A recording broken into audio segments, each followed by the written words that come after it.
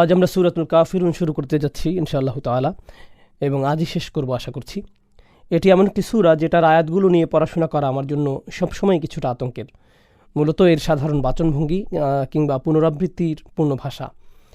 আবার মাঝে মাঝে আল্লাহর কিতাব যতই সাধারণভাবে বর্ণিত বলে মনে হোক না কেন, আমাদের গভীরভাবেই পর্যবেক্ষণ করতে হয়, সামর্থ্য অনুযায়ী বোঝার চেষ্টা করতে হয়, এবং সাথে সাথে যুগ যুগ ধরে যে সকল আলেমুলামারা এর আয়াতসমূহ নিয়ে গবেষণা করে গেছেন ও এগুলো থেকে প্রাপ্ত শিক্ষা বর্ণনা করে গেছেন, তাদের কাজগুলো থেকে সাহায্য নিতে হয়। আর আসলে আমি সূরাটির কাজ অনেক দিন বন্ধ রেখেছিলাম, তাই আলহামদুলিল্লাহ এই দার্স আমার জন্য ভালো একটা সুযোগ, যাতে করে পুনরায় এটার কাজে আবার ফিরে যেতে পারি। নিজের গবেষণা আবারও শুরু করতে পেরেছি, আর অতীতের মুফাসসিরদের কাজগুলো এই সুযোগে ভালো করে দেখে নিয়েছি। এই সূরাকে কেন্দ্র করে এখন আমার অসংখ্য নোট নেওয়া হয়ে গেছে বলা যায়, যেগুলো আপনাদের সাথে শেয়ার করতে চাই। তবে আমার বিবেচনায় এই নোটগুলো থেকে বাছাইকৃত অংশ সহজ ও সরল ভাষায় আপনাদের জন্য উপস্থাপন করাই উত্তম। কেননা যদি সেগুলো হুবাহু সামনে নিয়ে আসি তাহলে আপনাদের বুঝতে সমস্যা হতে পারে। এগুলো কিছুটা জটিল সাহিত্যিক আলোচনা, এবং সাথে ভাষাগত পর্যবেক্ষণগুলো আসলেই জটিল। আমি এই নোটগুলো পুনরায় সংকলন করেছি এবং সাথে সাথে সংক্ষেপণ এবং সরলভাবে উপস্থাপনের চেষ্টাও করেছি, যাতে ভাষা বুঝতে সমস্যা না হয়। এজন্যই কিছুটা সময় লেগেছে। অবশ্যই লক্ষ্য রেখেছি যাতে সূরাটির সঠিক মেসেজ কোনোভাবেই বিকৃত না হয় এবং পূর্ববর্তী আলেমদের ট্র্যাডিশন অক্ষুণ্ণ থাকে। তো প্রথমে জেনে নেই এই সূরাটির সাথে এর আগের সূরার সম্পর্ক, অর্থাৎ সূরাতুল কাউসারের সম্পর্ক, যার তাফসির আমরা বিগত সপ্তাহে সম্পন্ন করেছি। সূরা কাউসারে কাফিরদের রাসূলুল্লাহ সাল্লাল্লাহু আলাইহি সাল্লামকে অপমান করা নিয়ে আলোচনা করা হয়েছিল। তারা রসুলকে বলেছিল বাতারা মুহাম্মদ। তাদের এই কথাবার্তার জবাব আল্লাহ আযজা জাল্লা দিয়েছেন শেষ আয়াতে, ইন্না শানি আকা হুয়াল আবতার। যখন তারা আপনাকে তিরস্কার করেছে, আল্লাহ আযজা জাল্লা রাসূলকে সে অধিকার দিয়েছেন যাতে তিনিও তাদের কিছু বলতে পারেন। তবে তাদের অপমান করার পরিবর্তে আল্লাহ তাদের জন্য রাসূলকে যে শব্দটা দিচ্ছেন সেটা হলো আল কাফিরুন। শুরু থেকেই দেখুন, এখানে শুধু ইয়া আইয়ুহাল কাফিরুন বলা হয়নি, বলা হয়েছে কুল ইয়া আইয়ুহাল কাফিরুন। মানে রাসূলকে আল্লাহ তাআলা এখন থেকে সরাসরি কাফির বলতে বলেছেন। কাফিররা রাসূলুল্লাহকে যা বলে অপমান করেছিল আবতার, আল্লাহ বিনিময়ে তাদের যা বলতে বললেন আল কাফির। বিষয়টা সামনে আরও স্পষ্ট হবে ইনশাআল্লাহ তাআলা। তারা কিভাবে অপমান করতে চেয়েছিল আর আল্লাহ কিভাবে করলেন, দুটোর মধ্যে তুলনা। প্রথম কথা হচ্ছে, যেভাবে তারা রাসূলকে অপমান করতে চেয়েছে তা কোনোভাবেই বাস্তবতার সাথে খাপ খায়নি। সেই চেষ্টা যে তার নাম, তার খ্যাতি ইতিহাস থেকে মুছে যাক, এটা কখনোই বাস্তবায়িত হয়নি। সেটা সত্যও ছিল না। বাস্তবে সেটার পুরোপুরি উল্টোই হয়েছে। তার নামের চর্চা বিচার দিবস পর্যন্ত চলমান থাকবে সাল্লাল্লাহু আলাইহি ওয়াসাল্লাম। তো তারা যে নাম রাসূলকে দিয়েছিল সেটা থেকে তিনি বহু দূরে। অন্যদিকে তাদের যে নাম দেয়া হলো আল কাফিরুন পরিপূর্ণভাবে মিলে যায়। আরেকটা পার্থক্য হচ্ছে, কাফিররা রাসূলুল্লাহকে তার কোনো চরিত্র, আচরণ কিংবা তার কৃত কোনো কাজ নিয়ে হাসি ঠাট্টা করেনি, কারণ এসব বিষয়ে সমালোচনার জায়গা ছিল না। কিন্তু কাফির যে নাম আল্লাহ তাদের দিয়েছেন সেটা তাদের কর্মের সাথে জড়িত, যেটার জন্য বাস্তবেই তারা অভিযুক্ত। কাফির, যেটা সাধারণ অর্থ আমরা করি অবিশ্বাসী, এবং সেই দোষে তারা আসলেই দুষ্ট ছিল। এটা বাস্তবেই এমন কাজ যা মূলগতভাবে নিন্দনীয়। দ্বিতীয়টি হচ্ছে, সূরার শেষে যখন আল্লাহ বলছেন ইন্না শানি আকা হুয়াল আবতার, তিনি তাদেরকে বলছেন শত্রু। আর শানিয়া বলতে আমরা খুবই নিকৃষ্ট শত্রু বুঝি। এখন আমাদেরকে আল্লাহ থেকে জানানো হচ্ছে রাসূলুল্লাহ সাল্লাল্লাহু আলাইহি সাল্লামের শত্রু আসলে কারা, যারা কুফুরের উপর অবিচল রয়েছে, যদিও বছরের পর বছর ধরে তাদের সত্য দিনের পথে ডাকা হচ্ছে, যাদের সাথে বছরের পর বছর সুন্দর আচরণ করে যাওয়া হচ্ছে, বছর ধরে সাবধান করা হচ্ছে, কিন্তু কোনোভাবেই তারা মানছে না। শুধু যে সত্য বার্তার বিরুদ্ধে তারা বলছে এমন না, বরং আল্লাহর সম্মানিত বার্তাবাহককেই তারা অপমান করছে। এই মানুষরাই হচ্ছে সবচাইতে বিরুদ্ধবাদী শত্রু। তো এখানে তাদেরকে শানিয়া বলার পরিবর্তে আল্লাহ তাদের বলছেন কাফির, কারণ দুটোর মধ্যে কোনো পার্থক্য নেই। আপনারা হয়তো জেনে থাকবেন, সামনে একটি মাদানী সূরাতে আল্লাহ রাসূলুল্লাহ সাল্লাল্লাহু আলাইহি সাল্লামকে আদেশ করেন, ইয়া আইয়ুহান নাবিয়্যু জাহিদুল কুফারা ওয়াল মুনাফিকিন অগলুজ আলাইহিম ওয়া মাওয়াহুম জাহান্নাম ওয়া বিসাল মাসির। লড়াই করুন, সংগ্রাম করুন এই কাফিরদের বিরুদ্ধে, মুনাফিকদের বিরুদ্ধে, আর তাদের সাথে কঠোর আচরণ করুন। আল্লাহ তার নবীকে বলছেন কাফিরদের সাথে কঠোর হওয়ার জন্য।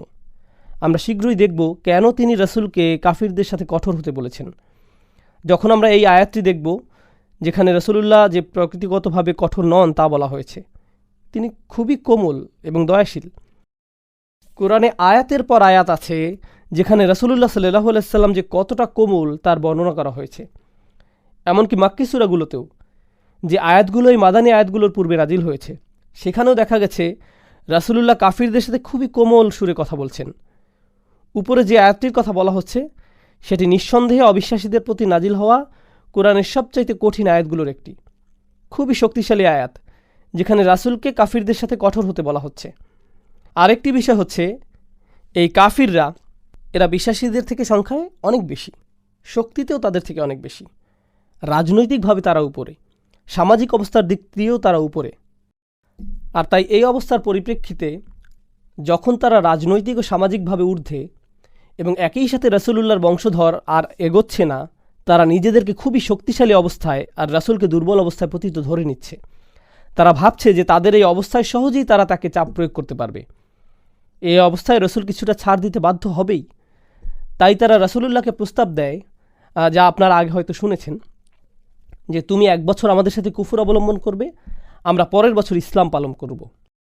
অন্যভাবে বললে 1 সিজন শিরক চলবে আর পরের সিজন ইসলাম, তারপর আবার, অর্থাৎ দেয়া নেয়া চলবে।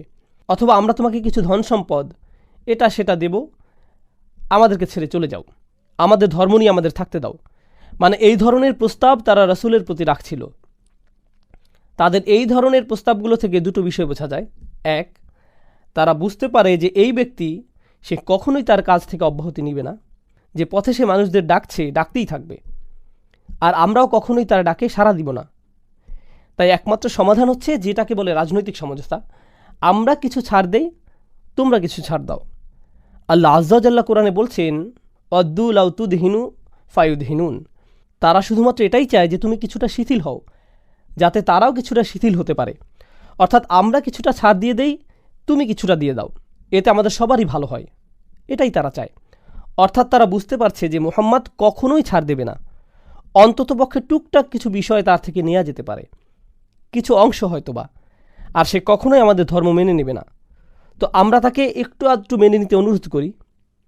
আর জেনে নিন, এটা শয়তানেরও একটা কৌশল। কুরাইশরা শয়তানেরই একটা ক্লাসিক কৌশল অনুসরণ করেছে।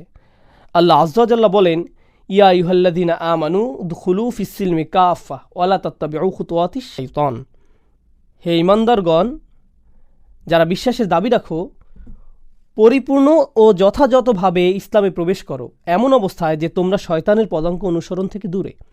অর্থাৎ ইসলামে প্রবেশ কিন্তু যা পুরোপুরি নয়, সেটা মূলত শয়তানের পদচিহ্নেরই অনুসরণ।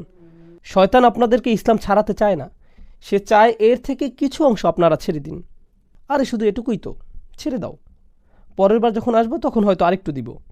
আমার উস্তাদ বাঁধের উদাহরণ দিতেন। সেই বাঁধ দেখেছেন কখনো, যেটা পানি ধরে রাখে? সেই বাঁধ ধ্বংস করতে হলে আপনাকে পুরো বাঁধে ফাটল ধরাতে হবে না, যেটা করতে হবে শুধুমাত্র একটা চির বা ফাটল ধরাতে হবে। সময়ের সাথে সাথে কি হবে জানেন? সেই ফাটল ধীরে ধীরে বড় হতে থাকবে, যতক্ষণ না পুরো বাঁধটাই ধ্বংস হয়ে যায়। আপনার পুরো বাঁধ নিয়ে চিন্তা করার প্রয়োজন নেই, আপনার শুধুই প্রথম চিরটা ধরানোর প্রয়োজন, বাকিটা নিজে নিজেই হয়ে যাবে। তো এটাই হচ্ছে পরিকল্পনা যা কুরাইশরা করেছিল। যদিও আগের সূরাতে আল্লাহ তাআলা দুটো কাজ করেছিলেন। এক, তিনি তার রাসূলকে এত দিয়েছেন যে তোমরা তাকে কোনো কিছু দিয়েই পটাতে পারবে না। আল্লাহ তার রাসূলকে দিয়েছেন আল কাউসার, ইন্না আ'তাইনাকাল কাউসার। তো এখন তোমরা তাকে যাই দিতে চাও না কেন, ধন সম্পদ, ক্ষমতা, সম্মান, আল্লাহ তাকে এর চাইতে ঢের বেশি আগেই দিয়ে দিয়েছেন। তোমরা যা কিছু দিতে পারো তা কখনোই আল্লাহ যা দিয়েছেন তার সাথে প্রতিযোগিতা করতে পারবে না।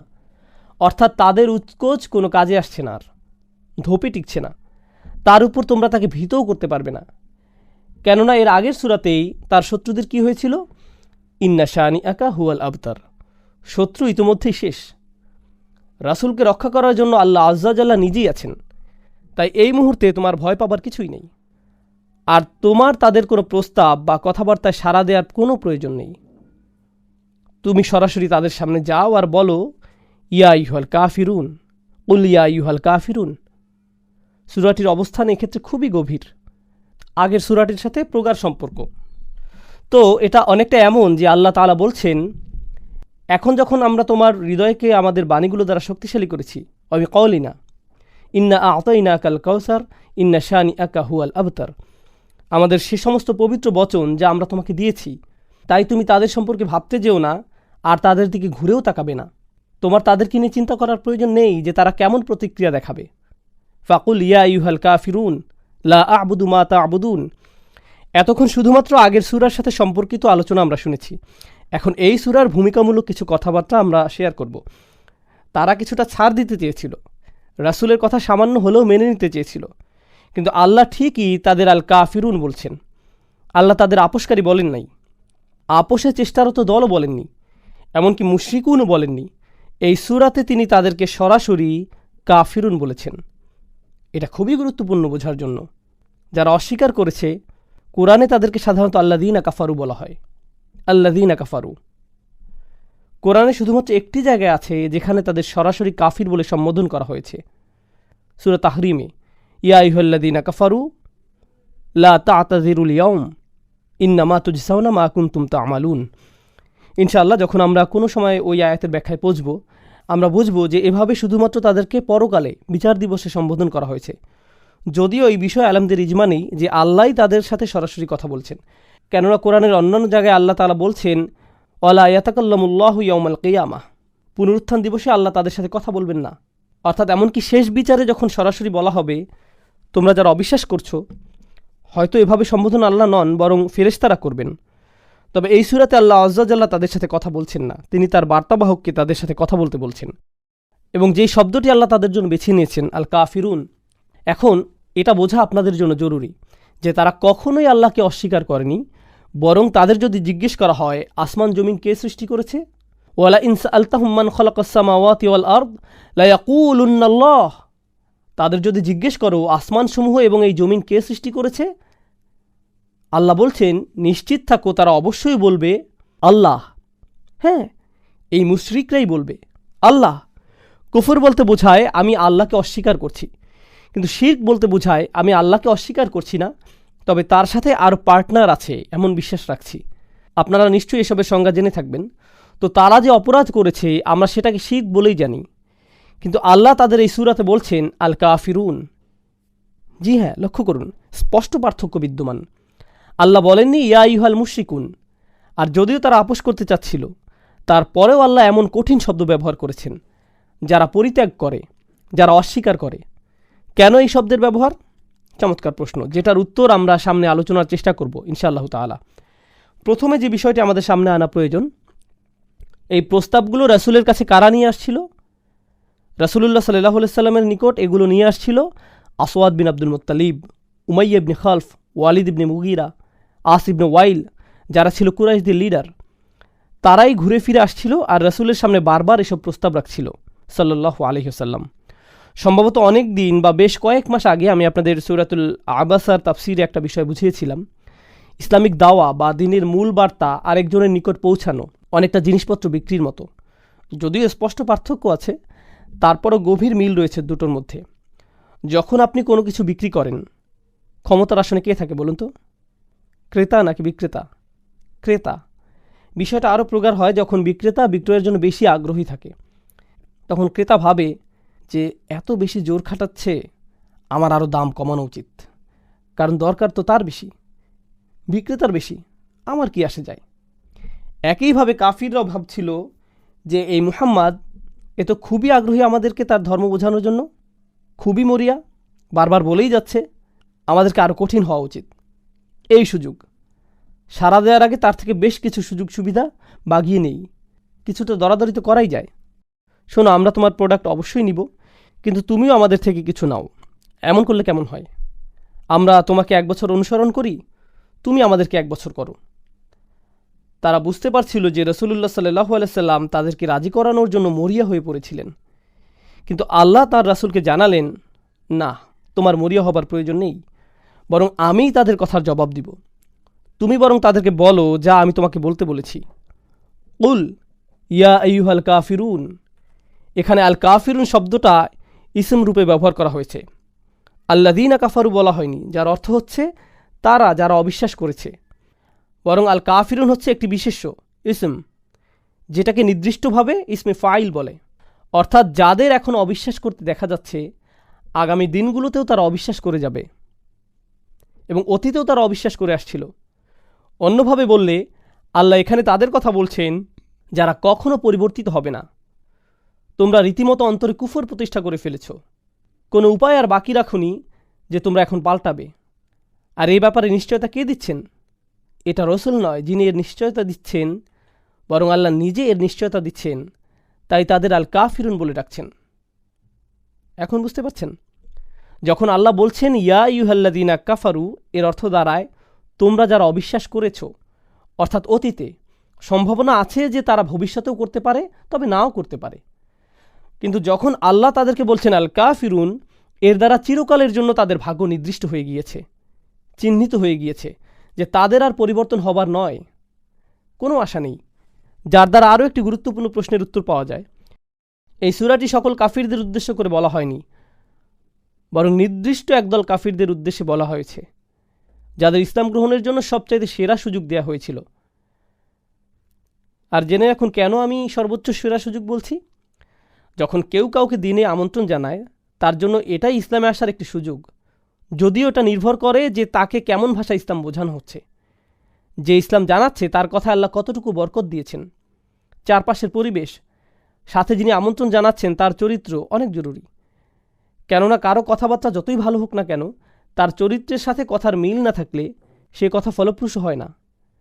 এখন আসুন, এই কাফিররা তারা কার দ্বারা দিন ইসলামে আমন্ত্রিত হয়? যে কোনো সাধারণ বক্তা নয়, তাদের দিনে দাওয়াত দেন স্বয়ং রাসূলুল্লাহ সাল্লাল্লাহু আলাইহি সাল্লাম। আর এক্ষেত্রে তারা কার চরিত্র সামনে পায়? বছরের পর বছর ধরে তারা চরিত্র দেখেছিল, শুধু বছর নয়, আসলে তারা তাকে জেনেছিল সমগ্র জীবন ধরে, তার জন্মের পর থেকেই। আল্লাহ বলেন ওয়ামা সাহিবুকুম বিমাজনুন, সাহিব তাকে বলে যে কিনা আপনার সাথে সবসময় ছিল, সমগ্র জীবন ধরেই ছিল। অর্থাৎ তারা তার চরিত্র সামনে থেকে দেখেছে, তার কথাবার্তা বেশ সরাসরি শুনেছে, যার মানে দাঁড়ায় এর চাইতে ভালোভাবে ইসলামে আমন্ত্রণ, এর চাইতে ভালো দাওয়া কোনোভাবেই হতে পারে না। রাসূলুল্লাহ সাল্লাল্লাহু আলাইহি সাল্লামের চাইতে কোনো ভালো দায়ী কখনোই হবে না। আর তিনি তার সর্বোচ্চ চেষ্টাটা তোমাদের জন্য করেছেন, অথচ তোমরা এক চুল পরিমাণও পরিবর্তিত হওনি। এখান থেকে স্পষ্ট হয় আল্লাহর কথা অনুযায়ী তোমরা এমন অবস্থায় আছো যেখান থেকে আর কোনো কিছুই আশা করা যায় না। শুধুমাত্র একভাবেই এখন তোমাদের বর্ণনা করা যায়, আর সেটা হচ্ছে ইয়া আইয়ুহাল কাফিরুন। এবং এই জন্যই আমরা এভাবে পাচ্ছি কুল ইয়া আইয়ুহাল কাফিরুন। ও এখন আপনাদের কাছে ব্যাখ্যা করিনি যে কেন আল্লাহ শিরক শব্দের পরিবর্তে কুফর শব্দটি এখানে ব্যবহার করেছেন। কেননা তারা মূলত যেটা করেছিল সেটা শিরক। তবে এত বছর ধরে যখন তারা বারবার এই শিরক ছাড়তে অস্বীকার করে যাচ্ছে, এই অস্বীকার, বর্জন, প্রত্যাখ্যান, আপনারা জানেন এই শব্দগুলো কি? কুফর। যখন আপনি এভাবে প্রত্যাখ্যান করছেন, এটাই কুফর। কাফির শব্দের আরেকটি অর্থ হলো, এটা মজার, যখন আল্লাহ কোরআনে কুফর শব্দ ব্যবহার করছেন, তখন তিনি কিসের কুফরের কথা বলছেন? কিসের অবিশ্বাস বা অস্বীকারের কথা বলছেন? ফামাই ইয়াকফুর বিল্লাহ, যে কেউ যে আল্লাহকে অবিশ্বাস করে, আল্লাযীনা ইয়াকফুরুনা বিআয়াতিল্লাহ ওয়া বিরুসুলিহ, যে কেউ যে অবিশ্বাস করে আল্লাহকে আর আয়াতসমূহকে বা পরকালীন বিচার দিবসকে বা তার প্রেরিত রাসূলদের, অথবা আরও নির্দিষ্টভাবে তার প্রেরিত শেষ রাসূলকে সাল্লাল্লাহু আলাইহি সাল্লাম। তাই যখন বলা হয় যারা অবিশ্বাস করেছ, অবিশ্বাস কিসে? আর এখানে আল্লাহ শুধু বলছেন তারা যারা অবিশ্বাস করেছ, সাথে বলছেন না যে তারা কিসে অবিশ্বাস করেছে। অন্যভাবে বললে এর দ্বারা বোঝায় আগের সকল বিষয়গুলোতে অবিশ্বাস। তোমরা অবিশ্বাস করেছ আল্লাহতে, যদিও তোমরা ভাবছো যে তোমরা বিশ্বাস করো। তোমরা ভাবো যে তোমরা কাবার চারপাশে আল্লাহর ইবাদত করছো, কিন্তু সত্যিকার অর্থে বললে তোমরা আল্লাহতে আসলে বিশ্বাস রাখো না। তোমরা এই রাসূলে অবিশ্বাস করছো সাল্লাল্লাহু আলাইহি সাল্লাম। তোমরা অবিশ্বাস করছো সকল আয়াতসমূহে যা তোমাদের নিকট আসছে। তোমরা নিজেদের সেই সচেতনতা যা নিয়ে তোমরা জন্ম হয়েছ সেটাকেও অবিশ্বাস করছো। হ্যাঁ, সকল মানুষের জন্ম হয়েছিল একটা ফিতরা নিয়ে, সেই ফিতরা নিয়ে যেটা আমাদের সকলের আত্মা জন্ম থেকেই জানে, লা ইলাহা ইল্লাল্লাহ। এটা আল্লাহকে রব হিসাবে স্বীকার করে। আল্লাহ তাআলা সূরা আরাফের 172 নম্বর আয়াতে আমাদের বলছেন, তিনি আমাদের এই প্রশ্ন করেছেন পৃথিবীতে আমাদের আগমনের পূর্বেই। তিনি বলেন আলাস্তু বিরব্বিকুম, আমি কি তোমাদের রব নই? আর আমরা কি বলেছিলাম? ক্বালু বালা শাহিদনা, হ্যাঁ অবশ্যই আমরা সাক্ষ্য দিচ্ছি, অর্থাৎ আমরা শাহাদা উচ্চারণ করেছি এখানে আসার পূর্বেই। মানে এই ইসলাম এটা আপনার মধ্যে আগের থেকেই ছিল, আর আপনি সেটা অস্বীকার করছেন, যেটা আপনার ভেতরে ইতোমধ্যেই বিদ্যমান। বাহিরেরটা অস্বীকার তো দূরের বিষয়, আপনি সেটাও অস্বীকার করছেন যা আছে আপনার ভিতরে, এবং আপনি এটা অস্বীকার করছেন চিরদিনের জন্য। তাই আপনার জন্য নির্বাচিত শব্দ হচ্ছে আল কাফিরুন। তবে আল কাফিরুন শব্দের জন্য এর চাইতেও অধিক শক্তিশালী অর্থ রয়েছে। কুফর শব্দটি আরবিতে শুধুমাত্র প্রত্যাখ্যান বা অস্বীকারের জন্যই না, এটার ব্যবহার হয় নিয়ামতের অস্বীকারের জন্য। যে কোনো অনুগ্রহ অস্বীকার, কুফরানুন নিয়ামাহ আরবিতে এভাবে বলা হয়। যে কোনো অনুগ্রহ এর প্রতি অকৃতজ্ঞতা। তোমরা তো হচ্ছে সেই মানুষ যারা আল্লাহর অনুগ্রহ, তার নিয়ামত পেয়ে যাচ্ছ মূলত ইব্রাহিম আলাইহিসসালামের দুয়ার বদৌলতে। আলাইহিসসালাম, তোমরা গ্রহণ করছো আল্লাযী আত'আমাহুম মিন জু' ওয়া আমানাহুম মিন খাউফ। তোমরা আসহাবুল ফিলের থেকে আশ্রয় পাচ্ছ। তোমাদের যেতে হয় রিহলাতা শীতা ইয় সইফ। তোমরা এই সকল নিয়ামত সর্বক্ষণ ভোগ করছো, এবং সবার উপরে তোমরা পেয়েছো আল্লাহর শেষ নবীকে সাল্লাল্লাহু আলাইহি সাল্লাম। তোমরা পেয়েছো ইব্রাহিমের সেই দোয়ার ফসল, রব্বানা ওয়াবআথ ফীহিম রাসূলাম মিনহুম। হ্যাঁ, এই উপহার তোমরাই পেয়েছো। সমগ্র দুনিয়ার এই লক্ষ কোটি মানুষের ভিড়ে শুধুমাত্র তোমরাই পেয়েছো এই শেষ রাসূলকে। আর তারপরেও তোমরা এতটা অকৃতজ্ঞ, তাই তোমাদের বলা হচ্ছে চিরন্তন অকৃতজ্ঞ। কুল ইয়া আইয়ুহাল কাফিরুন। ইমাম রাজি এই সূরার ব্যাখ্যায় বলেন, রাসূলুল্লাহর ব্যক্তিত্ব কোরআনে যেখানে যেখানে আলোচনা করা হয়েছে, আয়াতগুলো কি ছিল? ফাবিমা রহমাতাম মিনাল্লাহি লিনতা লাহুম। এটা আল্লাহর বিশেষ কৃপা যে আপনি তাদের প্রতি সদয় ছিলেন।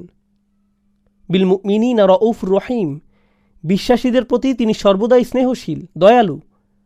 ওমা আরসালনাকা ইল্লা রহমাতাল লিল আলামিন। আমরা তোমাকে বিশ্বাসীদের জন্য রহমত ব্যতীত অন্য কিছু করে পাঠাইনি। এমনকি যখন তিনি তাদের সাথে কথাবার্তা বলতেন, সেখানেও শান্ত থাকার কথা বলা হয়েছে। অজাদিল হুম বিল্লাতি হিয়া আহসান। সেখানেও শান্ত থাকার কথা বলা হয়েছে। অজাদিল হুম, আর তাদের সাথে বিতর্ক করো, বিল্লাতি হিয়া আহসান, এমন উপায়ে যেটা উত্তম, খুবই চমৎকার উপায়ে। সাধারণ বিতর্কসমূহ শান্ত বা সুন্দরভাবে হয় না। আপনারা যদি কখনো বিতর্ক দেখে থাকেন, এগুলো কুৎসিত বা নোংরা পর্যায়ে চলে যায়। আর রাসূলকে নির্দেশ দেওয়া হলো, যদি আপনি তাদের সাথে বিতর্ক করেন, সেটা করুন খুবই সুষ্ঠু সুন্দর উপায়ে। সাল্লাল্লাহু আলাইহি সাল্লাম, এ কেমন দয়ার নমুনা তার সকল দাওয়াতি কর্মকাণ্ডে। ওয়া আনজির আশিরাতাকাল আকরাবিন। তোমার পরিবারের সবচাইতে কাছের মানুষদের সতর্ক করো। আর হ্যাঁ, দিনে আমন্ত্রণের ক্ষেত্রে সবচাইতে কঠিন পরীক্ষা হয় নিজের পরিবারের ক্ষেত্রে। চাচা মামারা বা নিজ গোত্রের মানুষরাই বেশি সমস্যার হয়, তারাই শত্রু হয়ে যায়। কুল্লা আসআলুকুম আলাইহি আজর ইল্লাল মাওয়াদ্দাতা ফিল কুরবা। সুবহানাল্লাহ, রাসূলকে বলা হচ্ছে, আমি তোমার কাছে কোনো প্রতিদান চাই না, শুধু এটাই চাই যে তুমি তোমার কাছের মানুষদের ভালোবাসবে। আমি চাই যে তুমি তোমার আত্মীয় স্বজনদের সাথে ন্যায় করবে। মূলত সে সময় যে অন্যায়টা আরবে বেশি হতে দেখা যেত, ইয়া আইয়ুহার রসুল বাল্লিগ মা উনজিলা ইলাইকা মির রব্বিক। হে রাসূল, তোমার রবের পক্ষ থেকে যা তোমার প্রতি নাজিল হয়েছে তা পৌঁছে দাও। ওয়া ইল্লাম তাফআল, যদি সেটা না করো, ফামা বাল্লাগতা রিসালাতাক, তাহলে তুমি তোমার কাজ সঠিকভাবে করলে না, যে দায়িত্ব দেয়া হয়েছিল সেটা করতে পারলে না। অন্যভাবে বললে, রাসূলুল্লাহ সাল্লাল্লাহু আলাইহি সাল্লামকে বারবার বলা হয়েছে বার্তা পৌঁছাও, ছড়িয়ে দাও, ছড়াতেই থাকো। এত প্রকটভাবে বলা হয়েছে যে ফাইদাল্লাযী বাইনাকা ওয়া বাইনাহু আদাওয়াতা কাআন্নাহু ওয়ালিয়্যুন হামীম। সূরাতুল হামীম আস-সাজদায় বলা হয়েছে, যদি এমনও হয় যে সে তোমার সাথে শত্রুতা পোষণ করা শুরু করে, তারপরেও তাকে কাছের বন্ধু হিসেবে দাওয়াত দিতে থাকো। আল্লাহর পক্ষ থেকে রাসূলুল্লাহ সাল্লাল্লাহু আলাইহি সাল্লামের জন্য উপদেশ এমনই ছিল। কিন্তু এই মানুষগুলো এমনই অবস্থায় পৌঁছেছে যে আল্লাহর রাসূলকে খুবই কঠিন কিছু বলতে বলা হচ্ছে, যা কিনা তার কোমল হৃদয় থেকে নিঃসরণ সম্ভব নয়।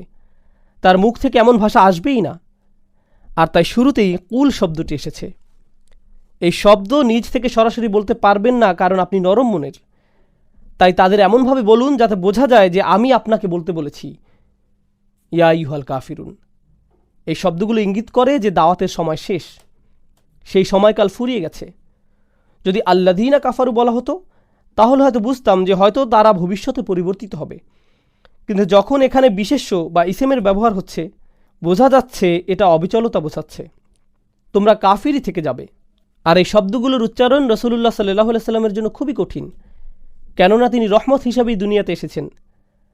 আর মানুষদের নিয়ে তিনি সর্বদাই চিন্তিত, দুঃখিত। কিন্তু এখন ওনাকে বলা হচ্ছে তোমাকে অবশ্যই এমন কিছু বলতে হবে যা তুমি নিজেও শুনতে পছন্দ করবে না।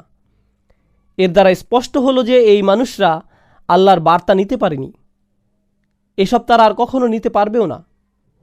এরা হচ্ছে কাফিরদের স্পেশাল ব্র্যান্ড। তারা শুধু আল্লাহর দয়া থেকে বঞ্চিত হয়েছে এমন নয়, রসুল সাল্লাল্লাহু আলাইহি সাল্লামও তাদের আর দয়া প্রদর্শন করবেন না, ইচ্ছায় বা অনিচ্ছায়। যেখান থেকে আমরা আমাদের পরবর্তী পয়েন্টে যেতে পারি। সূরার শুরুর এই কুল শব্দটা দিয়েই আল্লাহ কত কিছু বুঝিয়ে দিলেন।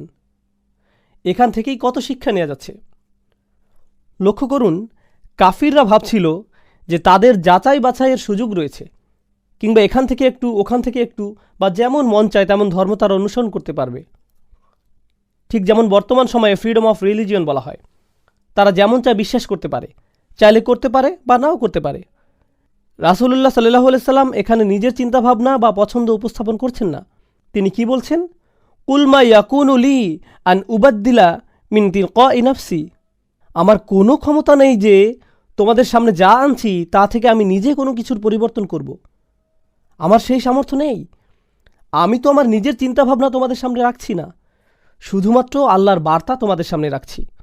অন্যভাবে বললে, তোমরা ভাবছো যে এই দিন থেকে কমানো বা বাড়ানো সম্ভব, তাই আমাকে কমাতে বাড়াতে বলছো। মনে করছো এটা আমার সিদ্ধান্ত, তাই 1 বছর তোমাদেরটা মানবো আর তোমরা আমার দিন 1 বছর মানবে এমন বলছো।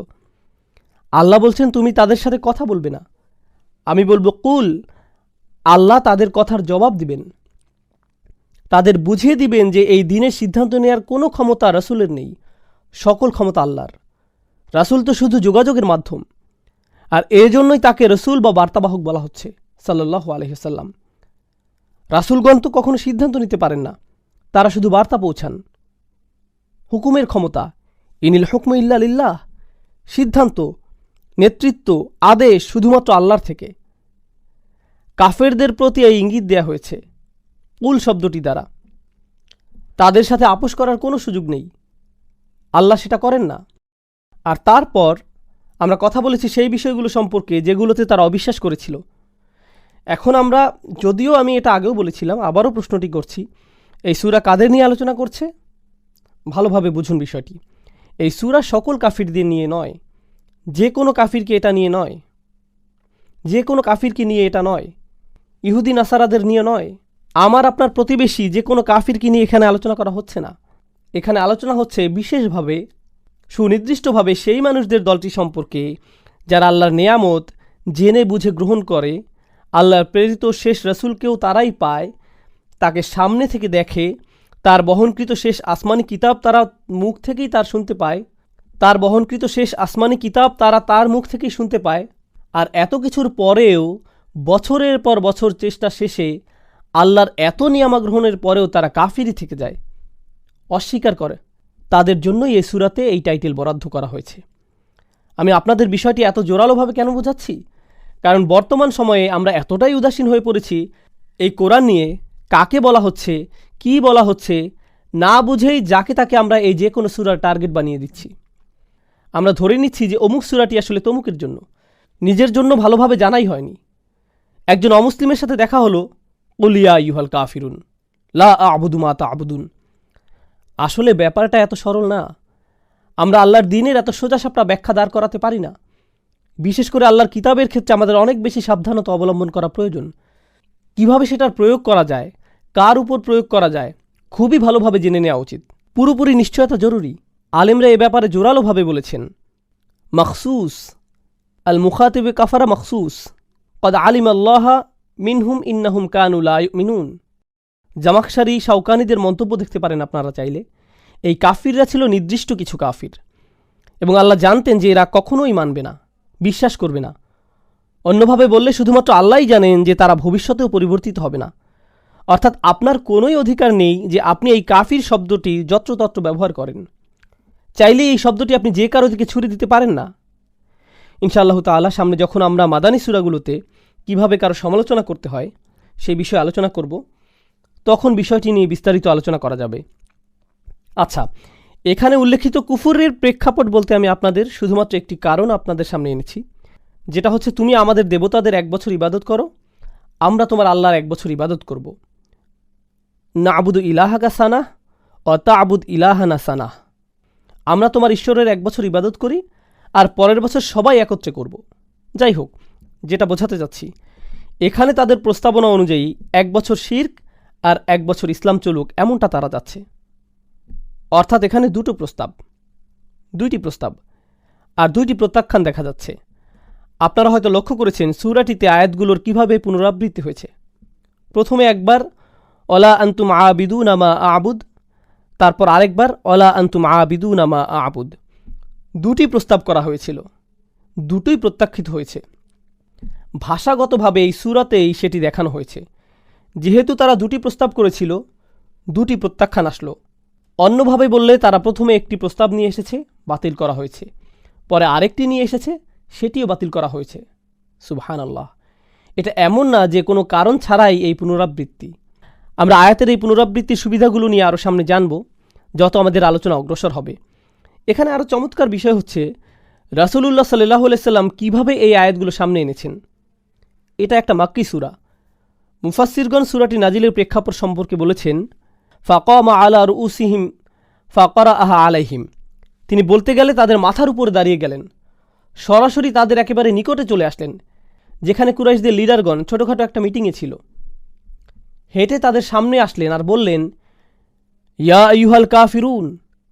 আপনারা বুঝতে পারছেন এর দ্বারা কি বোঝা যাচ্ছে? তিনি তাদের হে আমার গোত্রের মানুষ বা হে কুরাইশ এভাবে ডাকেননি, কিংবা হে মক্কাবাসীরা এভাবেও ডাকেননি। তিনি বলছেন ইয়া আইয়ুহাল কাফিরুন। অন্যভাবে বললে, তোমরা আমাকে পরিত্যাগ করেছো আর আমি তোমাদের পরিত্যাগ করছি। বর্তমান সময়ের পরিভাষায় আমরা হয়তো বলবো, আমি আমার নাগরিকত্ব প্রত্যাখ্যান করলাম, তোমাদের সাথে আমার কিছুই নেই, পুরোপুরিভাবে আমি তোমাদের থেকে নিজেকে দূরে সরিয়ে নিচ্ছি। আচ্ছা, মুসলমানদের কাফিরদের থেকে বা সকল অবিশ্বাসীদের নিজেদের সম্পূর্ণভাবে আলাদা করে ফেলা, এটা তো মূলত প্রকাশ্যে যুদ্ধের ডাক দেওয়ারই নামান্তর। এটাকেই আপনারা বলতে পারেন যুদ্ধের ডাক। তোমাদের সাথে আমার কিছু নেই আর তোমরা সম্পূর্ণরূপে বাতিল, আর আমি এখন থেকে তোমাদের কোনো সম্মানিত নামে ডাকবও না, আমি শুধুমাত্র আল কাফিরুন নামে তোমাদের ডাকব। আর হ্যাঁ, এটা আসলে আমি নই, আমাকে এমন করতে বলা হয়েছে। এখানে কুল শব্দের ব্যবহারের মাধ্যমে কাফিরদের প্রতি সূক্ষ্ম অপমানও করা হয়েছে। কিভাবে? আল্লাহ তাদের এখন এতটাই ঘৃণা করেন যে তাদের সাথে সরাসরি কথা বলছেন না। একই সাথে এখানে রাসূলুল্লাহ সাল্লাল্লাহু আলাইহি সাল্লামের জন্য একটা পুরস্কারও রয়েছে। এখন আপনারা এটা নিশ্চয়ই জানেন, কাফিররা সবাই মানত যে রাসূলুল্লাহ সাল্লাল্লাহু আলাইহি সাল্লাম খুবই সত্যবাদী একজন মানুষ। এমনকি যখন তারা ওনাকে মিথ্যাবাদী প্রমাণ করতে চেয়েছে, তখনও তারা ভেতরে ভেতরে ভালোভাবেই সেটা জানত। এগুলো শুধুমাত্র তাদের ষড়যন্ত্রের অংশ ছিল। তারা নিশ্চিত ছিল যে এই মানুষ মিথ্যা বলতে পারেই না। তো যখন তিনি আসলেন আর তাদের আল কাফিরুন বলে সম্বোধন করলেন, তাদের মধ্যে যদি এক বিন্দুও সততা অবশিষ্ট থাকে, সেটা তাদের জন্য খুবই কষ্টের হওয়ার কথা। কারণ এখানে 2 ধরনের মানুষ আছে, তারা আপনাদের অপমান করতে চাইবে। প্রথম ধরনের হচ্ছে তারা যারা সর্বদাই মন্দ ভাষার ব্যবহার করে, মানুষদের অপমান করতে পছন্দ করে, কাউকে ছাড়ে না।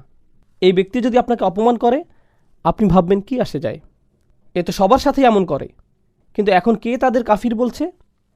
যিনি সমগ্র জীবন ধরে সর্বোচ্চ পর্যায়ের ভালো আচরণ সবার সাথে করেছেন এবং যার কথাবার্তা সর্বোত্তম।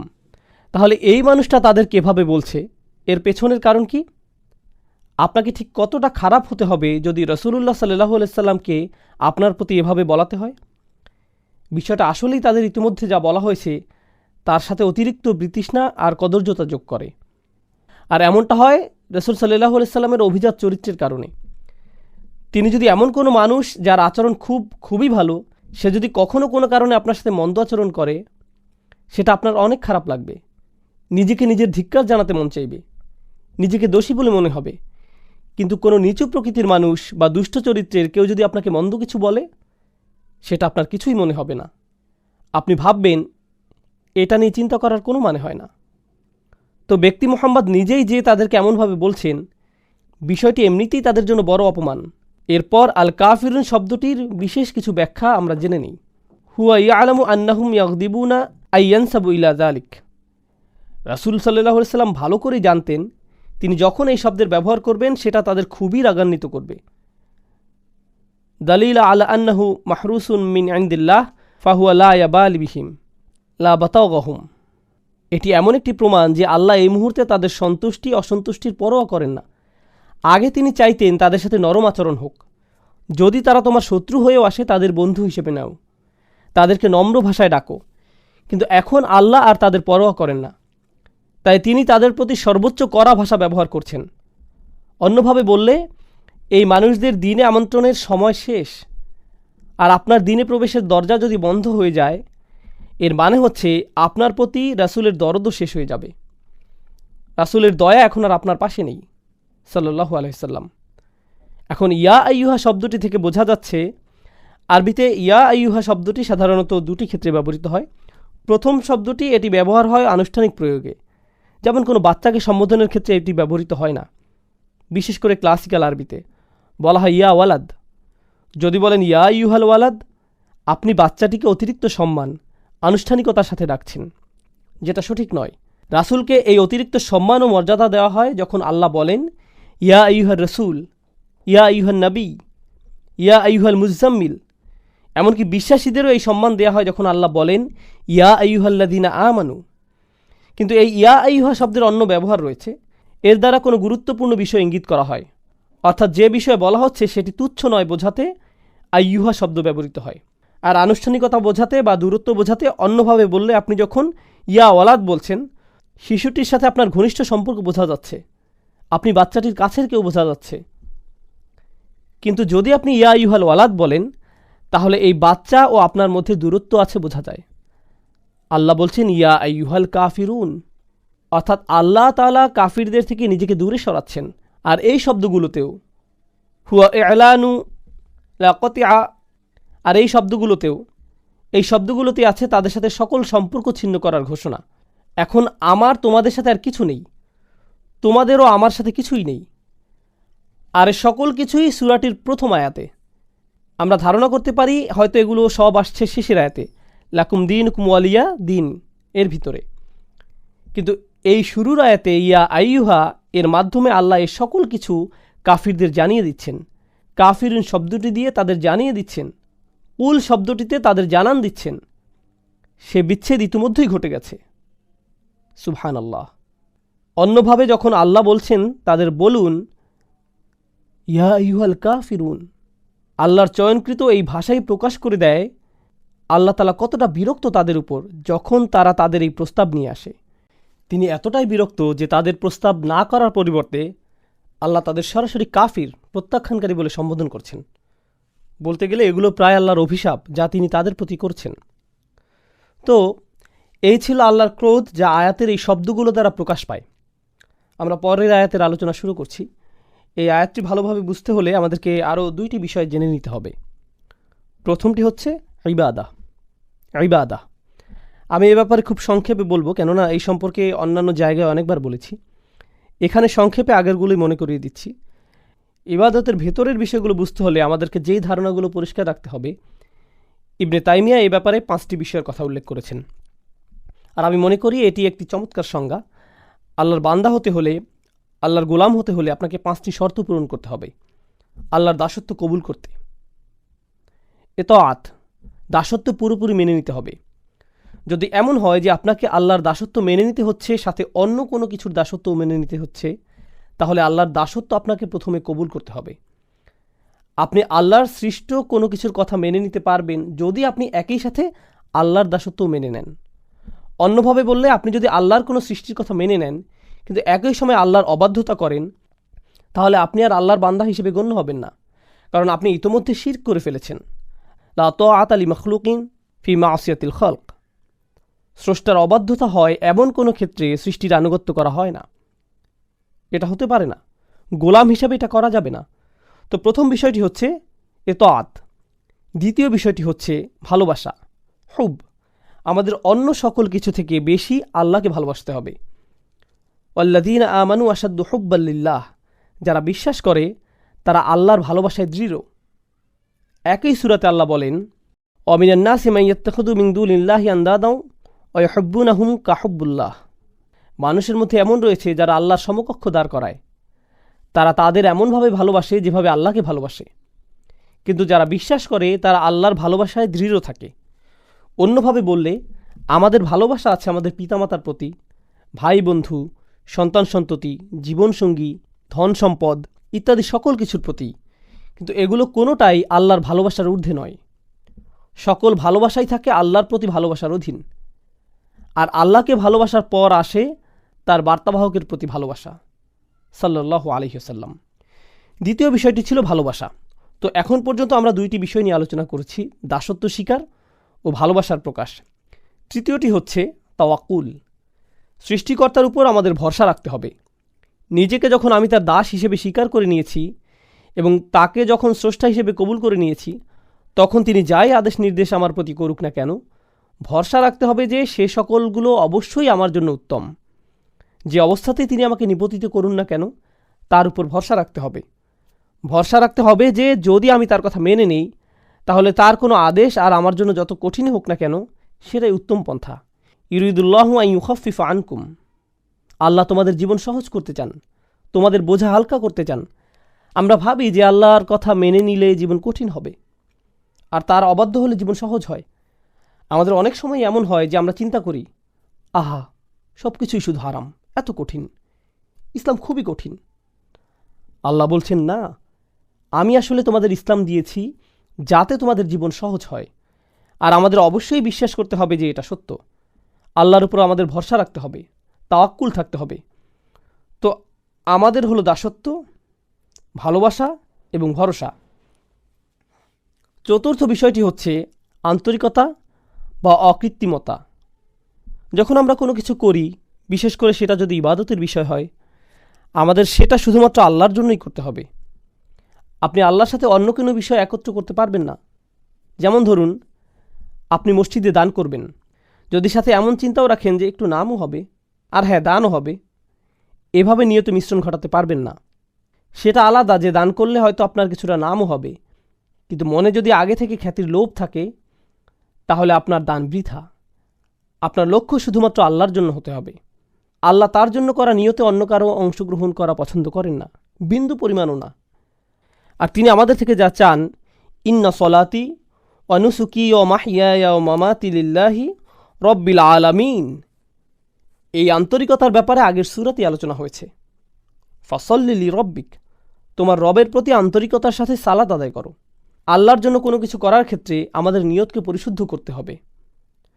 মাঝে মাঝে ধরুন, এটা যদিও একটু বাইরের আলোচনা কিন্তু গুরুত্বপূর্ণ, আমরা বিভিন্নভাবে দিনের জন্য কাজ করি। কেউ হয়তো মসজিদে সরাসরি সেবাদান করে, কেউ হয়তো মসজিদ কমিটিতে কাজ করে, কেউ হয়তো দাওয়াতি কাজ সম্পন্ন করে, কেউ ইসলামী স্কুল পরিচালনা করে, অথবা কেউ ইসলামিক ওয়েবসাইট চালাতে সহায়তা করে। যেটাই হোক, যেভাবেই হোক, আমরা দিনের জন্য করি কোনো না কোনো উপায়। কাজের শুরুতে আমাদের নিয়ত শুধু আল্লাহর জন্যই থাকে, কিন্তু সময় পার হলে আমাদের মনে বিভিন্ন চিন্তার উদ্রেক হয়। আমরা বলি, মানুষ আমার কথাই শুনছে না, আমার এখানে প্রধান হওয়া উচিত। আর আমাদের আমিত্ব বোধ জাগ্রত হয়, মানুষদের অবশ্যই আমার কাজের স্বীকৃতি দিতে হবে। এখন তো কেউ আমার প্রশংসাই করছে না, লোকজন আমার মতের মূল্যায়নই করছে না, আর এতদিন যা কিছু করেছি কিছুই আমলে নিচ্ছে না।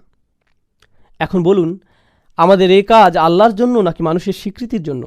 আর এভাবে আমাদের মনে যা ঘটে সেগুলো কেউই তেমনভাবে লক্ষ্য করে না, অথচ সময়ের সাথে এভাবেই নিয়ত পরিবর্তিত হতে থাকে। আপনি সততার সাথে আল্লাহর জন্য শুরু করেন হয়তো, কিন্তু সময়ের সাথে আন্তরিকতায় ভাটা পড়ে। আমাদের অবশ্যই ইখলাস বজায় রাখতে হবে, সেই আন্তরিকতা ধরে রাখতে হবে। এখন সর্বশেষ ও সর্বাধিক গুরুত্বপূর্ণ বিষয়টি যা ইবাদতের সাথে জড়িত, আমরা ইতিমধ্যে 4টি বিষয় নিয়ে আলোচনা করেছি, পঞ্চম বিষয়টি বাকি আছে। সহজ ভাষায় আমি এটাকে বলি দাসত্বের শর্ত। লক্ষ্য করবেন, যখন আপনি কোনো চাকরিতে যোগদান করেন, আপনার কোম্পানি ও আপনার মধ্যে একটা চুক্তি সম্পন্ন হয়। চুক্তিতে বলা থাকে আপনি কোম্পানির জন্য কি কি করবেন এবং কোম্পানি আপনার জন্য কি কি করবে। একইভাবে স্বামী স্ত্রীর মধ্যেও চুক্তিনামা থাকে, আমি তোমার জন্য এগুলো এগুলো করব, তুমি আমার জন্য এগুলো এগুলো করবে। চুক্তিনামা, শর্তের আদান প্রদান। একইভাবে সন্তান এবং মা বাবার মধ্যে অধিকারের বিষয় থাকে, এগুলো আমাদের অধিকার, এগুলো তোমাদের অধিকার। এখানেও আদান প্রদান হচ্ছে, পরস্পর বোঝাপড়া এখানেও দেখা যাচ্ছে। যে কোনো রাষ্ট্র বা সরকারের সাথে সেখানকার জনগণের একই ধরনের বোঝাপড়া হয়। তোমরা এই পরিমাণ কর দিবে, এই আইনকানুনগুলো মেনে চলবে, বিনিময়ে আমরা তোমাদের এই সেবা দিয়ে যাব, স্পষ্ট বিনিময়। সাধারণত এই ধরনের বিনিময়গুলো কিছু আপোষ মীমাংসা বা বোঝাপড়ার মাধ্যমে হয়, অর্থাৎ দুই পক্ষই এগিয়ে আসে, আলাপ আলোচনা করে। শেষে আপোষের মাধ্যমে সমঝোতা হয়। কিন্তু যখন আমরা আল্লাহর বান্দা, তখন এই ধরনের শর্ত বা সমঝোতা কি করে ঘটবে? এগুলো কি আলোচনা বা আপোষ মীমাংসার মাধ্যমে হবে? অবশ্যই না। সকল শর্তই আসমান থেকে আসবে, আপনাকে শুধু মেনে নিতে হবে। অর্থাৎ আপনার কোনো যোগ্যতা নেই যে আপনি নির্ধারণ করবেন আল্লাহর বান্দা হতে হলে কি কি মেনে চলবে আর কি কি মেনে চলবেন না, আল্লাহর উপাসনার জন্য কি কি করবেন আর কি কি করবেন না, আল্লাহকে মেনে চলার জন্য কি করবেন আর কি করবেন না। আপনি নিজে কখনোই নিজের জন্য এগুলো নির্ধারণ করতে পারেন না। এই ব্যাপারে সকল শর্ত, সকল কর্তৃত্ব শুধুই আল্লাহর। আর শুধুমাত্র এভাবেই আপনি আল্লাহর বান্দা হতে পারেন যে এসব শর্তে, এই চুক্তিতে আপনার সামান্যতম অংশও নেই। সকল শর্তই আল্লাহর, কর্তৃত্ব শুধুই আল্লাহর। এবার আসুন, কাফিররাও আল্লাহকে ডাকে, তারাও তাওয়াফ করে, সিজদাও করে, আল্লাহর নাম তারাও ভালোভাবেই স্মরণ করে, প্রায় সব কিছুই করে। কিন্তু সেই শর্তগুলো, সেই চুক্তিনামা, তারা যেটাকে আল্লাহর দাসত্ব বলে, যেটাকে তারা আল্লাহতে বিশ্বাস বলে, সেই বিশ্বাস, দাসত্বের চুক্তিনামা তারা নিজেরাই বানিয়ে নেয়।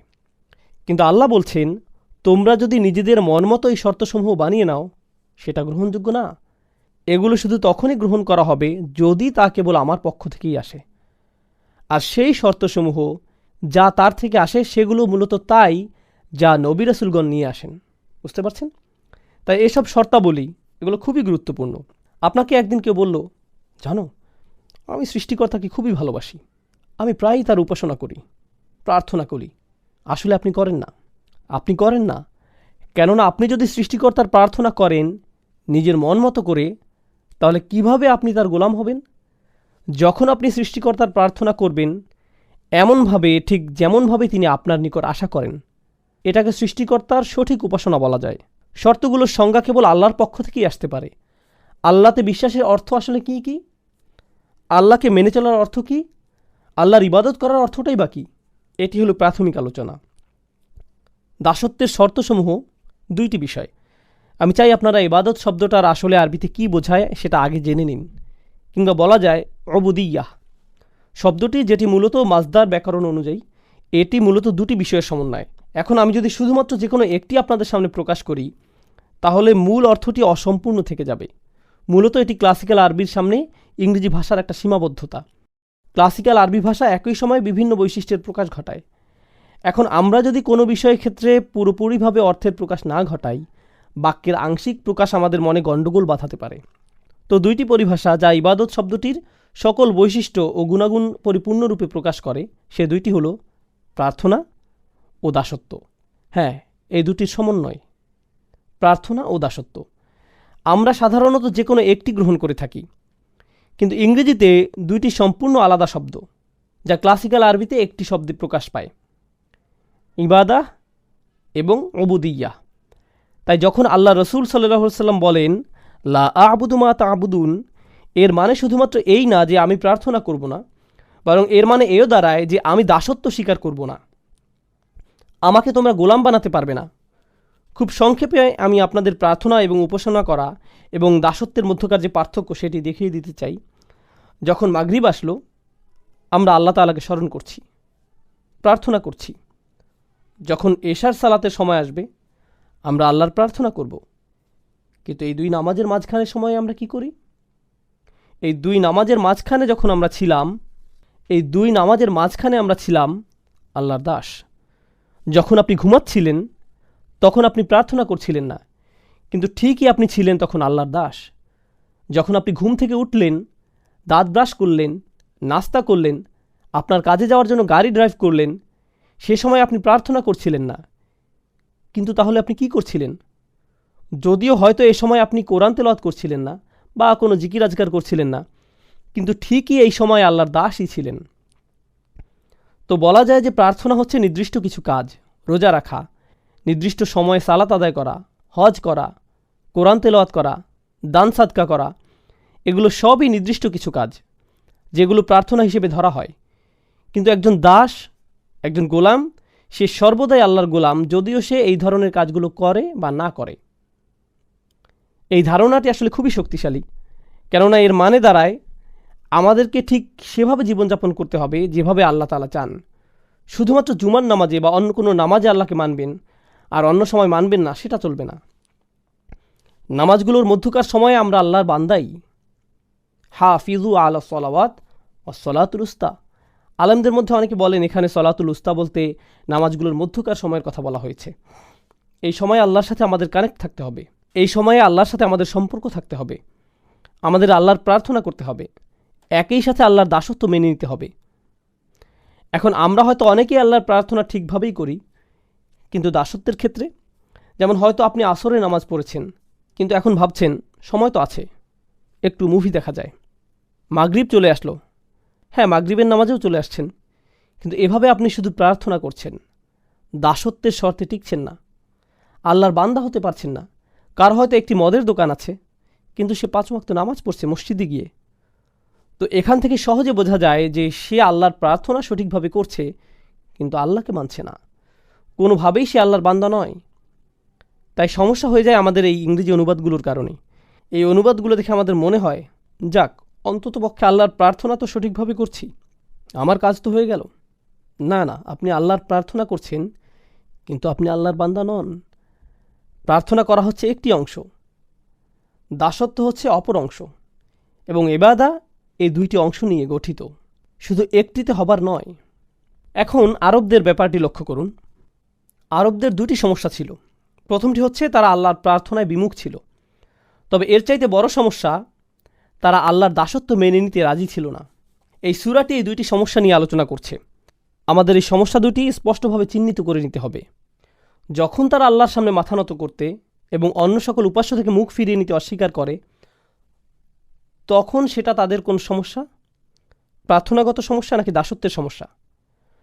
অবশ্যই এটি তাদের প্রার্থনাগত একটি সমস্যা। কিন্তু যখন তারা ইয়াতিমদের দূরে ঠেলে দেয়, যখন তারা নারী শিশুদের হত্যা করতে বিরত থাকে না, যখন তারা গরিব দুঃখীদের দিকে ফিরেও তাকায় না, যখন তারা ন্যায় বিচার থেকে নিজেদের দূরে সরিয়ে নেয়, যখন তারা বিনা অপরাধে মানুষ হত্যা করে, যখন তারা কৃতদাসদের উপর অমানবিক অত্যাচার করে, তখন তারা আসলে কিসের সাক্ষ্যদান করে? তারা মূলত আল্লাহর দাসত্বকে প্রত্যাখ্যান করে। আল্লাহর বান্দার ন্যায় জীবনযাপন তারা কোনো আগ্রহ দেখায় না। আপনি আল্লাহর বান্দা মানে আপনি আল্লাহর উপাসনা করেন এবং তার সাথে তার দাসের ন্যায় জীবনযাপন করেন, দুইটি বিষয়। এখন আয়াতটি আমরা ভালোভাবে বুঝব। লা আ'বুদু মা তা'বুদুন। এখানে লা আ'বুদু অর্থাৎ আমি দাসত্ব করব না এবং আমি প্রার্থনা করব না, যার ইবাদত তোমরা করছো। আমাদের বুঝতে হবে এই আয়াতে আল্লাহ রসুলকে বলা হয়েছে কাফিররা কিসের প্রার্থনা করত আর তারা কার দাসত্ব করত সে ব্যাপারে কথা বলতে। তো তারা কিসের প্রার্থনা করত এবং তারা কার দাস ছিল বলে মনে করেন? তারা বিভিন্ন মূর্তির, নিজেদের বানানো মেয়েকে ঈশ্বরের উপাসনা করত এবং তারা নিজেদের লোভ লালসার দাস ছিল। দুইটি বিষয়, তারা মূর্তিগুলোর পূজা করত এবং নিজেদের শাহাওয়াত, লোভ লালসার গোলাম হয়ে গিয়েছিল, নিজের নফসের পূজারী। আল্লাহ রসুল তাদেরকে বলছেন, আমি তোমাদের এসব মূর্তি প্রার্থনাকে প্রত্যাখ্যান করি এবং নিজের নফসের দাসত্বকেও অগ্রাহ্য করি। এই দুটো বিষয়কেই আমি প্রত্যাখ্যান করলাম, আমি কখনো এগুলো মেনে নিব না। এই কাফিরদের চিন্তা ছিল অনেক দিন ধরে এই ঝামেলা চলছে, প্রায় 1 দশক হয়ে যাচ্ছে, আর তো ভালো লাগছে না ব্যাপারটা, কিছু একটা করা উচিত। মক্কার পরিবেশও কেমন থমথমে, মুসলিম আর কাফিরদের মধ্যে এই মারামারি কাটাকাটি আর সহ্য করা যায় না, চলো কিছুটা ছাড় দিয়ে দেখি।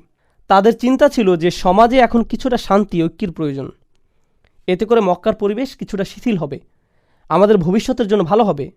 লা আ'বুদু, বেশিরভাগ ব্যাকরণবিদের মত অনুযায়ী এই আয়াতে মুদারিতে লা শব্দটির কারণে বর্তমানের চাইতে ভবিষ্যতের কথা এখানে অধিক বোঝানো হয়েছে।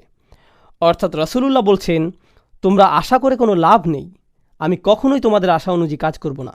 তোমরা যদি মনে করো ভবিষ্যতে তোমাদের হয়তো সুযোগ আছে, সময় গেলে পরিস্থিতি পাল্টাবে, আমি কখনোই এসবের প্রার্থনা করব না। এবং তোমরা যা কিছুর উপাসনা করছো এবং দাসত্ব মেনে নিয়েছো, সেসবের দাসত্ব আমি কখনোই কবুল করব না, এমন কখনোই হবে না। তোমাদের মাথা থেকে এই চিন্তা দূর করে ফেলতে পারো। চলুন আমরা পরের আয়াতে যাই। ওয়ালা আনতুম আবিদুনা মা আ'বুদ। আর হ্যাঁ, তোমরা কখনোই প্রার্থনাকারী তো ছিলে না, না তোমরা কখনো দাসত্ব স্বীকার করেছিলে। এখন আবিদুন শব্দটা একটা ইসম, অর্থাৎ এটি একটা বিশেষ্য। তার মানে এখানে বোঝানো হচ্ছে তোমরা অতীতে কখনোই এবং বর্তমানেও না আর ভবিষ্যতেও তোমরা কখনো কোনোভাবেই আমি যে সৃষ্টিকর্তার উপাসনা করি তার উপাসনা করবে, বা যে সৃষ্টিকর্তার দাসত্ব আমি করি তার দাসত্ব মেনে নিবে। এটা অতীতে আগে কখনোই হয়নি এবং ভবিষ্যতেও কখনো হওয়ার কোনো সুযোগ নেই। তার মানে বোঝা যাচ্ছে যে এটা শতভাগ নিশ্চিত তারা চিরন্তনভাবে এই কুফুরির উপর বিদ্যমান। এখন আপনারা যদি এই আয়াতটি ভালোভাবে বুঝে নিতে চান, কেন আল্লাহ বললেন যে তারা তাদের কুফুরির উপরই বিদ্যমান থাকবে, কেন তারা কখনোই মানবে না, কুরাইশদের এই নির্দিষ্ট কিছু নেতাদের কেন আল্লাহ এভাবে অভিশপ্ত করলেন, সেটার উত্তরটি কোরআনের অন্য এক স্থানে আমরা পাই। আল্লাহ বলেন, আম আমরামু আমরান ফা ইন্না মুবরিমুন। খুবই গুরুত্বপূর্ণ একটি আয়াত। এই আয়াতটি বোঝার জন্য আপনাদের খুবই গুরুত্বপূর্ণ একটা শব্দ সম্পর্কে ধারণা নিতে হবে। আরবি শব্দটি হচ্ছে ইব্রম। ইব্রম এই শব্দের অর্থ হয় কোনো স্থাপনার জন্য দড়ি বাঁধা। আপনারা নিশ্চয়ই জানেন আগেরকার দিনে আমাদের কাছে সিমেন্ট ছিল না, সিমেন্ট বলতে কিছুই ছিল না। তো এখন আপনার কাছে 2 টুকরো কাঠ আছে, আপনি সেগুলো কিভাবে জোড়া লাগাবেন? বেঁধে নেওয়া ছাড়া আর কোনো উপায় নেই। আপনি কোনো দুর্বল বা পাতলা কোনো দড়ি অবশ্যই নেবেন না, আপনি দ্বিগুণ মোটা করে একটি দড়ি নিতে হবে, সেটা ঘুরিয়ে পেঁচিয়ে শক্ত করে নিতে হবে। আর সেটা কেবল একবার বাঁধলেই হবে না, একের অধিক গিঁট দিতে হবে। অর্থাৎ প্রক্রিয়াটি প্রত্যেক ধাপেই দ্বিগুণ, দ্বিগুণ, ত্রিগুণ এভাবে করে করে পদক্ষেপ নেওয়া হচ্ছে, যাতে নিশ্চিত থাকা যায় যে দড়িটি কখনোই ছিঁড়বে না। আর আল্লাহ তাআলা এখানেই এই শব্দটি ব্যবহার করছেন কাফেররা তাদের কুফরের উপর স্থির থাকতে ঠিক কতটা প্রতিজ্ঞাবদ্ধ সেটা বোঝাতে। আম আমরমু আমরন, তারা কি তাদের এই সিদ্ধান্তের ক্ষেত্রে দড়িতে গিঁট লাগার ন্যায় প্রতিজ্ঞাবদ্ধ হয়ে গিয়েছে? তারা কি তাদের সিদ্ধান্তে এতটাই দৃঢ় যে তারা কখনোই আর ফেরত আসতে চায় না? কেননা আপনি যদি একবার এই দড়িতে গিঁট লাগিয়ে দেন, তার মানে বোঝা যাচ্ছে যে আপনার ইচ্ছা আর কখনো ফেরত না আসার। বিষয়টা জুতার ফিতার ন্যায় সহজ নয় যে কিছুক্ষণ পর আপনি আবার খুলে ফেলবেন। আল্লাহ বলছেন তারা এতটাই নিশ্চিত যে তাদের কুফরির এই সিদ্ধান্তে তারা আর কখনোই ফেরত আসতে চায় না। বিষয়টি কেমন? যদি এমনই হয়, ফা ইন্না মুবরিমুন, তাহলে আমরাও আমাদের দড়ি বেঁধে দিচ্ছি। যদি তারা এতটাই নিশ্চিত থাকে, তাহলে আমরাও নিশ্চিত যে আমরা তাদেরকে কুফরির উপরই প্রতিষ্ঠিত রাখব। আর দেখুন, আল্লাহ যখন তাদের দড়ির কথা উল্লেখ করছেন, তখন ফিল বা ক্রিয়া ব্যবহার করছেন। আবরমু ফেইলে মাজি বা অতীতকালের ক্রিয়া। কিন্তু আল্লাহ যখন নিজের দড়ির কথা বলছেন, তখন তিনি বিশেষ্যর ব্যবহার করছেন। আপনারা জানেন এমন ক্ষেত্রে ক্রিয়া এবং বিশেষ্যের মধ্যে তফাৎ কেমন হয়? ক্রিয়া ক্ষণস্থায়ী, কিন্তু বিশেষ্য চিরস্থায়ী। অর্থাৎ তারা আজ যতই নিশ্চিত থাকুক যে তারা সেই দড়ির গিঁট খুলবেই না এবং ঈমান আনবে না, বিচার দিবসে যখন তারা নিজেদের কর্মফলের সম্মুখীন হবে, আপনারা জানেন কি হবে, তাই না? রুবামা ইয়াউদ্দুল্লাযীনা কাফারু লাউ কানু মুসলিমিন। হয়তো অবিশ্বাসীরা চাইবে সেদিন মুসলিম হতে, তারা চাইবে তাদের সেই গিঁট, সেই দড়ি যাতে কোনো মতে একটু খোলা হয়। কিন্তু অনেক দেরি হয়ে গেছে, অনেক সময় চলে গিয়েছে। তাই আল্লাহ বলছেন, ফা ইন্না মুবরিমুন, আমার বাঁধন তো চিরদিনের জন্য। বিশেষের ব্যবহার হয়েছে এখানে, অর্থাৎ সমাপ্তি ঘটে গেছে, শেষ। আর কাফিরদের ক্ষেত্রে বলা হচ্ছিল সংশয় আকারে, তারা কি আসলেই এভাবে দড়িতে গিঁট লাগাতে যাচ্ছে? সত্য কি? কিন্তু এখানে কোনো সংশয় নেই, এটাই সত্য। আল্লাহ বলছেন আল কাফিরুন, তাহলেই এটাই হবে। অন্যভাবে বললে, তারা তাদের সিদ্ধান্ত স্থির করে ফেলেছিল, তাই আল্লাহ তাআলাও তার সিদ্ধান্ত নিয়েছেন। অবাক হওয়ার কিছু নেই। তোমরা কখনোই সেই সত্তার প্রার্থনা করনি যার প্রার্থনা আমি করেছি। মনে করো না যে আমার নবুয়তের পূর্বে তোমাদের আর আমার বিশ্বাস একই ছিল। না না না, কখনোই না। ওয়ালা আনতুম আবিদুন, তোমরা কখনোই করনি, কখনোই সঠিকভাবে প্রার্থনা করনি, আগেও কখনো করনি, ভবিষ্যতেও কখনো করবে না। যার দাসত্ব আমি এখন করছি, তোমরা তা মেনে নিবে না। আবুদ এই শব্দটি রাসূলের জন্য বর্তমানকালে ব্যবহৃত হয়েছে। খুবই চমৎকার প্রয়োগ। এই শব্দটি বর্তমানকালে ব্যবহৃত হলে কি বোঝায় জানেন? তিনি তার অতীত বোঝাননি, তিনি শুধুমাত্র তার ভবিষ্যৎ নিয়ে বলেছেন। আর এটি খুবই চমৎকার কেন জানেন? কারণ তিনি কখনোই শিরক করেননি। রাসূলুল্লাহ সাল্লাল্লাহু আলাইহি ওয়াসাল্লাম কখনোই শিরক করেননি, সেটা আমরা জানি। কিন্তু সত্যিকার অর্থেই তিনি আল্লাহর বান্দা তখন হলেন যখন আল্লাহর পক্ষ থেকে তার নিকট ওহী আসা শুরু হলো। তিনি সত্য খুঁজে ফিরছিলেন, সর্বক্ষণ চিন্তায় পেরেশানিতে মগ্ন ছিলেন। ওয়াজাদাকা দাল্লান ফাহাদা, আমরা তোমাকে অন্বেষণ করতে দেখেছি এবং পথ প্রদর্শন করেছি। কিসের পথ দেখানোর কথা বলা হচ্ছে? দাসত্ব কবুলের পথ। হেদায়েত ও দাসত্ব একই পথের পথিক। ইয়াকা না'বুদু ওয়া ইয়াকা নাস্তাঈন। তারপরেই কি আসছে? ইহদিনা, অর্থাৎ হেদায়েত। তো রাসূল সাল্লাল্লাহু আলাইহি সাল্লাম বলছেন, এখন আমি সত্যিকার অর্থে দাসত্ব খুঁজে পেয়েছি। তবে তার মানে এই না যে তোমরা মনে করবে পূর্বে আমি তোমাদের ধর্মবিশ্বাসী ছিলাম। না না, সেটা কখনোই ঘটেনি। তাই তোমাদের এ ব্যাপারে বিভ্রান্ত হওয়া উচিত নয়। আর এখানে খুবই শক্তিশালী শিক্ষা যেটা পাওয়া যায় সেটা হচ্ছে, যদি তোমরা জানো যে আমি কখনোই তোমাদের বিশ্বাস গ্রহণ করব না, এবং আমিও জানি যে তোমরা আমার বিশ্বাস কখনো গ্রহণ করবে না, তার মানে এখান থেকে সহজেই বোঝা যায় যে আমাদের রাস্তা ভিন্ন। তাই বলা যায় এই দুইটি আয়াত এখানে ভবিষ্যৎ নিয়ে আলোচনা করছে। হ্যাঁ, অতীতের তুলনায় এখানে ভবিষ্যতের দিকে ফোকাস করা হচ্ছে। আমি কোনো কিছু ছাড় দিব না এবং তোমরাও কোনো কিছুতেই ছাড় দিবে না বলে মনে হচ্ছে। আল্লাহর উপাসনা তোমরা করবে না এবং তার দাসত্ব তোমরা মানবে না। অলা আনা আবিদুম মা আবাদতুম। এখন আমরা অতীতে ফিরে যাচ্ছি। আগের দুইটি আয়াত ছিল ভবিষ্যতের জন্য, এখনকার দুটি আয়াত অতীতের জন্য। অলা আনা আবিদুন, আমি কোনো প্রার্থনাকারী নই, অর্থাৎ আমি কখনোই দাসত্ব স্বীকার করিনি। মা আবাদতুম, যার উপাসনা তোমরা করছো। ভেবো না যে তোমাদের প্রভুই আমার প্রভু, আর এভাবে ভেবো না যে আমার প্রভু তোমাদের প্রভু। এমনকি আমি পূর্বেও যে প্রভুর প্রার্থনা করতাম সেটাও তোমাদের প্রভু ছিল না। ওহী লাভের পূর্বেও আমি তোমাদের প্রভুর প্রার্থনা করিনি। সে সময় যেসব বিষয়ের মূল্য ছিল না আমার কাছে, তোমরা আশা করছো যে এখন নবুয়তের পরে, ওহী আগমনের পর আমি সেই বিষয়টির মূল্যায়ন করব। তোমরা চাও যে এখন আমি কিছুটা ছাড় দেই। অতীতেও যেখানে আমি কখনো শিরক করিনি, সেখানে এখন ওহী আসার পর এটা তো অসম্ভব। তো এখানে কোনো সুযোগ নেই যে আমি কিছুটা ছাড় দেই। ওয়ালা আনা আবিদুম মা আবাদতুম, যেটার উপাসনা তোমরা করছো সেটা তো আমি প্রথম থেকেই করিনি। এখন এটিকে অতীতের সাথে মিলিয়ে নিন। ওয়ালা আনতুম আবিদুনা মা আবুদ। এখন এখানে কিছু বিষয় আমাদেরকে স্পষ্ট করে নিতে হবে। পূর্বে রিপিটেশনের কথা আমরা বলেছিলাম। প্রথম ওয়ালা আনতুম আবিদুনা মা আবুদ ছিল ভবিষ্যতের জন্য, কিন্তু দ্বিতীয়বার যখন বলা হলো এটি অতীতের জন্য। একটি ছিল এক বিষয়ে ছাড় দেওয়ার জন্য এবং অপরটি অপর বিষয়ে ছাড় দেওয়ার জন্য। এই আয়াতটি পুনরায় আসার কারণ আমরা ইতিমধ্যে বুঝে নিয়েছি। তৃতীয় আরেকটি উপায় যেভাবে আয়াতটির পুনরাবৃত্তির কারণ বোঝা যায়, যখন আপনি কোথাও যান আর কারো বিরুদ্ধে শত্রুতা পোষণ করেন, আপনি তখন খুবই কঠিন ভাষা ব্যবহার করেন আর কারোর সাথে কঠোর আচরণের জন্য একই ধরনের কিছু কথা বারবার বলার প্রয়োজন হয়। ঘৃণা করি, আমি তোমাকে ঘৃণা করি, মেরে ফেলবো, আমি তোমাকে মেরে ফেলবো। একই কথা পুনরায় বলে আপনি কি বোঝাতে চাচ্ছেন? এখান থেকে আপনার রাগান্বিত অবস্থায় স্পষ্ট হয়। এখান থেকে বোঝা যায়, শুনেছ আমার কথা, বুঝেছ, আমি কোথাও যাচ্ছি না, আজ শেষ করেই ছাড়ব। এভাবে পুনঃ পুনঃ বলা এটি রাসূলের বলার ভঙ্গি।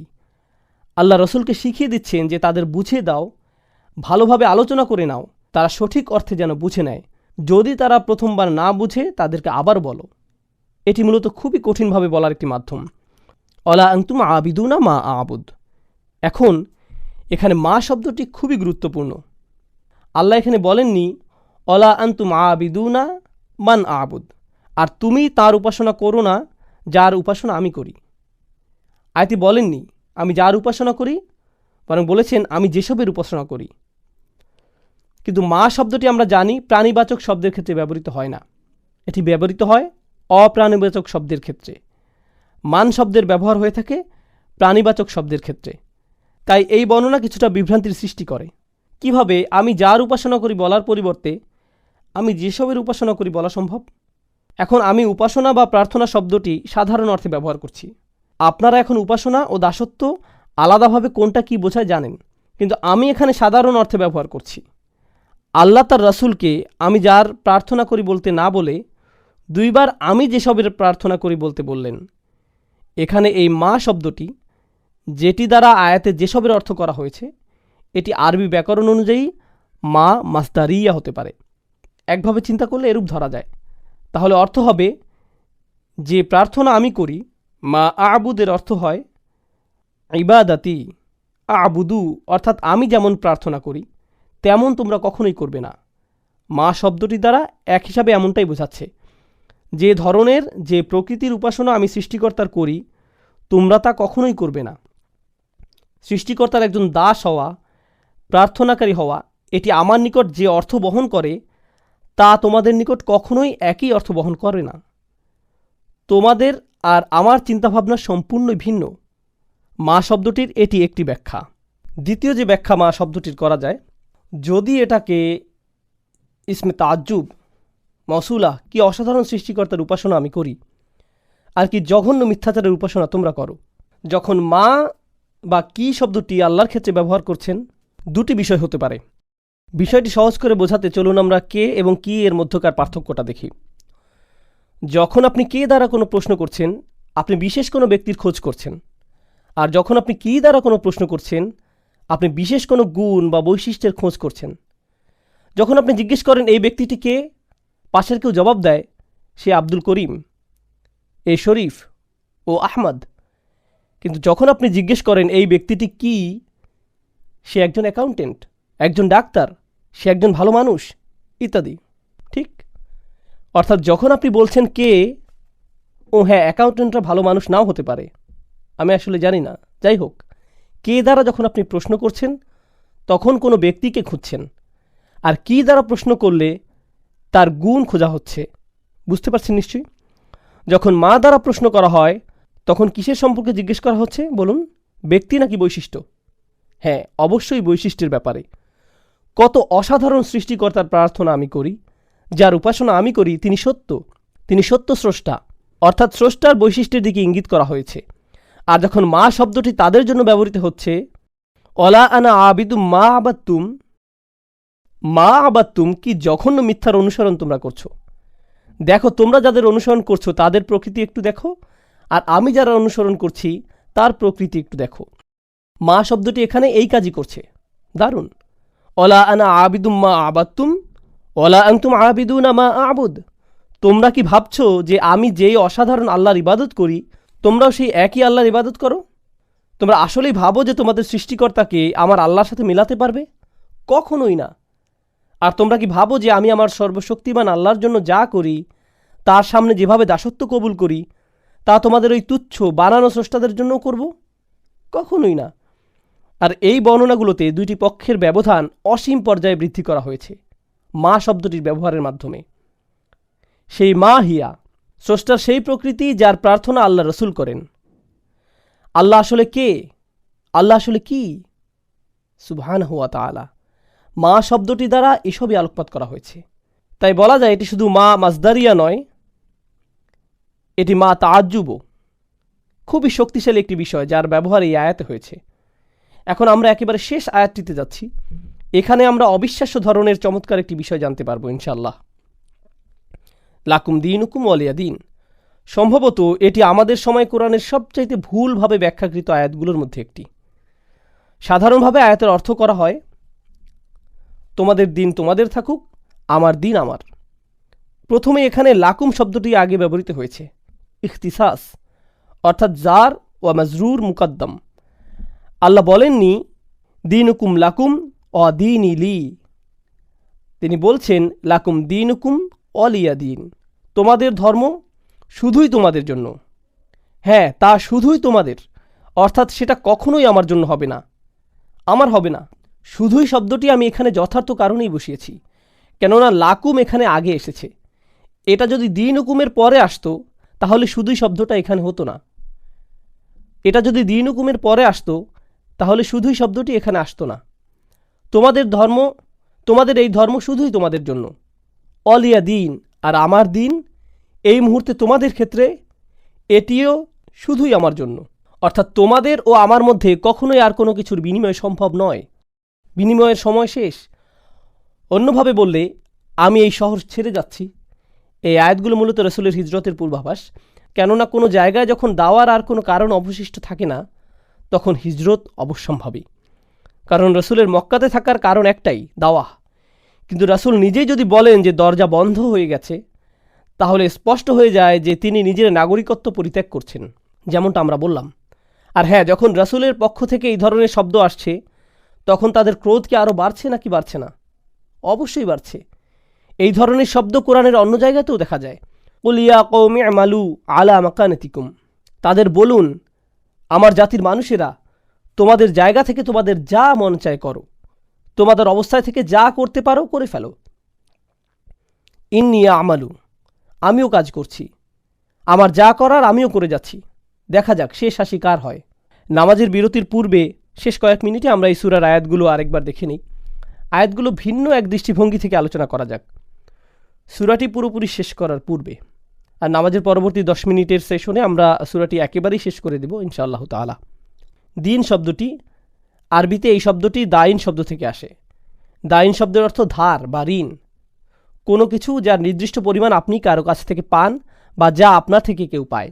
দিন শব্দটি আরবিতে শাসনতন্ত্র বা সরকারও বোঝায়, কেননা সরকার সাধারণ মানুষকে তাদের পাওনা দিয়ে থাকে এবং সাধারণ মানুষ থেকে নিজেদের পাওনা নিয়ে থাকে। সূক্ষ্ম বিনিময় যা সরকার ও কোনো দেশের মানুষের মাঝে ঘটে। দিনের জন্য কোনো না কোনো কর্তৃপক্ষ থাকা জরুরি। একইভাবে বিচার দিবসে যখন মানুষ ঠিক তাই পাবে যা তাদের প্রাপ্য, ঠিক তাই দিবে যা তাদের থেকে পাওনা, এই দিনকেও ইয়াউম আদ-দিন বলা হয়েছে। মালিকি ইয়াউমিদ্দিন, লাকুম দীনুকুম ওয়ালিয়া দিন এর একটি অর্থ হয় তোমরা যথার্থভাবে ঠিক তাই পাবে যা তোমাদের প্রাপ্য। তোমাদের বিচার শুধুমাত্র তোমাদের জন্যই হবে, আর আমার বিচার ও আমার উপরেই হবে। আর তোমাদের আজকের এই কুফরের পরিণতি কি সেদিন বিচার দিবসে তোমরা জানতে পারবে। এখানে দিন শব্দের দ্বারা এই অর্থটিও বোঝানো হচ্ছে, লাকুম দীনুকুম ওয়ালিয়া দিন, তোমাদের বিচার তোমাদের জন্য আর আমার বিচার আমার জন্য। সুবহানাল্লাহ। এগিয়ে যাও, সরাসরি চ্যালেঞ্জ। জাহান্নামের আগুন এই মুহূর্তে শুধুই তোমাদের জন্য। তোমরা যারা কুফরের উপর পুরোপুরি স্থির হয়ে আছো, তোমাদের জন্য সেদিন থাকছে বিশেষ বিচার, আর নবী হিসাবে আমার জন্য থাকবে বিশেষ ফয়সালা। দেখা যাক শেষ পর্যন্ত জয় কাদের হয়। উন্মুক্ত চ্যালেঞ্জ। আরেকটি বিষয় যা আমি চলে যাওয়ার পূর্বে আপনাদের জানাতে চাই, লাকুম দীনুকুম ওয়ালিয়া দিন, অনেকেই এই আয়াতটির ভুল ব্যাখ্যা করেছেন এভাবে যে রাসূলুল্লাহ সাল্লাল্লাহু আলাইহি সাল্লামের কিছু যায় আসে না যদি তারা শিরক করে, তোমরা তোমাদের মতো থাকো, আমরা আমাদের মতো থাকি। এটি আসলে আয়াতের একটি ভুল ব্যাখ্যা এবং ভুল বুঝ। জি হ্যাঁ, একেবারেই ভুল অর্থ করে নেয়া। এই আয়াতটি কখন নাজিল হয়েছিল? প্রায় 1 দশক দাওয়াত দেওয়ার পরে এই আয়াতটি নাজিল হয়। এরপর তাদেরকে বলা হলো তোমাদের যা করার তোমরা করতে থাকো, আর আমি আমার কাজ করতে থাকব। আর এখন আমরা আর শব্দ দ্বারা সংঘর্ষে যাব না, এখন সংঘর্ষ হবে তরবারি দ্বারা। অর্থাৎ অন্যভাবে বললে এই আয়াতটি সেসব লড়াই বা যুদ্ধের পূর্বাভাস যেগুলো সামনের দিনগুলোতে আসছে, এই লাকুম দীনুকুম ওয়ালিয়া দিন আয়াতে। বলতে পারেন কেন আয়াতের শব্দগুলোতে সংঘর্ষের পূর্বাভাস পাওয়া যায়? কারণ এই মুশরিকরা তাদের মূর্তিগুলোকে কোথায় রাখছে? তারা এগুলোকে রাখছে বাইতুল হারামে। আর রাসূলুল্লাহ সাল্লাল্লাহু আলাইহি সাল্লামের মূল কাজ কি? আমরা ইতিমধ্যেই উত্তরাধিকার সূত্রে পাওয়া রাসূলের দায়িত্ব নিয়ে কথা বলেছি। তার মূল দায়িত্ব কি? ইব্রাহিম আলাইহিস সালামের ধর্মকে পরিশুদ্ধ করা। আর তিনি সেটা কিভাবে করতে পারেন? যে উদ্দেশ্যে আল্লাহর এই ঘর নির্মিত হয়েছিল সেই উদ্দেশ্যে এটির পুনর্গঠনের মাধ্যমে। কিন্তু ততক্ষণ তিনি এটি করতে পারছেন না যতক্ষণ মুশরিকদের প্রতিমাগুলো এই ঘরে মজুদ রয়েছে। তাই আল্লাহর দিন এখানে পূর্ণতা পেতে হলে তাদের দিনকে সরতে হবে। তোমরা তোমাদের দিনের অনুসরণ করতে থাকো, আমি আমার দিনের অনুসরণ করতে থাকি, এবং শেষ পর্যন্ত দেখা যাবে জিত কার হয়। তাই আল্লাহ বলেন, হুয়াল্লাযী আরসালা রাসূলাহু বিল হুদা ওয়া দীনিল হক লিইয়ুযহিরাহু আলাদ দীনি কুল্লিহি। তিনি তার রাসূলকে পাঠিয়েছেন, আল্লাহ তার রাসূলকে পাঠিয়েছেন হেদায়েতের সাথে এবং সেই সত্য দিনের সাথে, যাতে এটি অন্য সকল যত দিন আছে সেগুলোকে পরাস্ত ও নিষ্প্রভ করে দিতে পারে। দিনের অন্যান্য যত রূপ সবগুলোই পরাভূত হবে। ওয়ালাউ কারিহাল মুশরিকুন, যদিও মুশরিকরা বিষয়টি ঘৃণা করে, যদিও তারা এটি অপছন্দ করে, তো তোমরা যা করার করতে থাকো, কিন্তু সেগুলো সবই বৃথা হবে। আমার দিন ইতোমধ্যেই নিশ্চয়তা পেয়ে গেছে। আর হ্যাঁ, দিন শব্দটি পরবর্তী আয়াতে আরও বেশি স্পষ্ট হবে। অরাআইতান নাসা ইয়াদখুলুনা ফি দীনিল্লাহ, দিন শব্দটি আবারও আসছে। আর সেখানে আমরা জানতে পারবো যে সংঘাতের শুরু এই সূরাতে হয়েছিল। পরবর্তী সূরাতে দেখা যাবে কারা এতে জয়লাভ করে। আর এই সূরার সর্বশেষ শিক্ষা আমি আপনাদেরকে নামাজের পরে বলবো ইনশাআল্লাহু তাআলা। বারাকাল্লাহু লি ওয়া লাকুম ফিল কুরআনিল হাকীম ওয়া নাফা'নি ওয়া ইয়্যাকুম বিল আয়াতি ওয়া যিকরিল হাকীম। আসসালামু আলাইকুম ওয়া রাহমাতুল্লাহি ওয়া বারাকাতুহু। আসসালামু আলাইকুম ওয়া রাহমাতুল্লাহি ওয়া বারাকাতুহু। আলহামদুলিল্লাহি রাব্বিল আলামিন ওয়া সলাতু ওয়াসসালামু আলা সাইয়্যিদিল আমবিয়া'i ওয়াল মুরসালিন ওয়া আলা আলিহি ওয়া সাহবিহি ওয়া মান ইসতান্না বিসুন্নতিহি ইলা ইয়াউমিদ্দিন, সুম্মা আমা বা'দ। আমরা সূরাতুল কাফিরুনের শেষ আয়াত নিয়ে আলোচনা করছি। একেবারে শেষ বক্তব্য রাখার পূর্বে অতিরিক্ত দুইটি বিষয়ে কিছু কথা বলবো ইনশাআল্লাহ তাআলা। প্রথম কথাটি হচ্ছে, আগের সূরাতে আমরা দেখতে পাই মক্কার কুরাইশরা রাসূলুল্লাহ সাল্লাল্লাহু আলাইহি সাল্লাম ও তার পরিবারের উপর একটি ব্যক্তিগত আক্রমণ করে। বাতারা মুহাম্মাদুন, এই শব্দটি দ্বারা তারা আক্রমণ শুরু করে, মাআযাল্লাহ। এর দ্বারা তারা বোঝায় যে রাসূলের বংশের শিকড় কেটে গেছে এবং বেশি দিন আর স্থায়ী হবে না। গত সপ্তাহে এই বিষয়ে আমরা বিস্তারিত আলোচনা করেছি, আপনারা চাইলে মনে করে নিতে পারেন।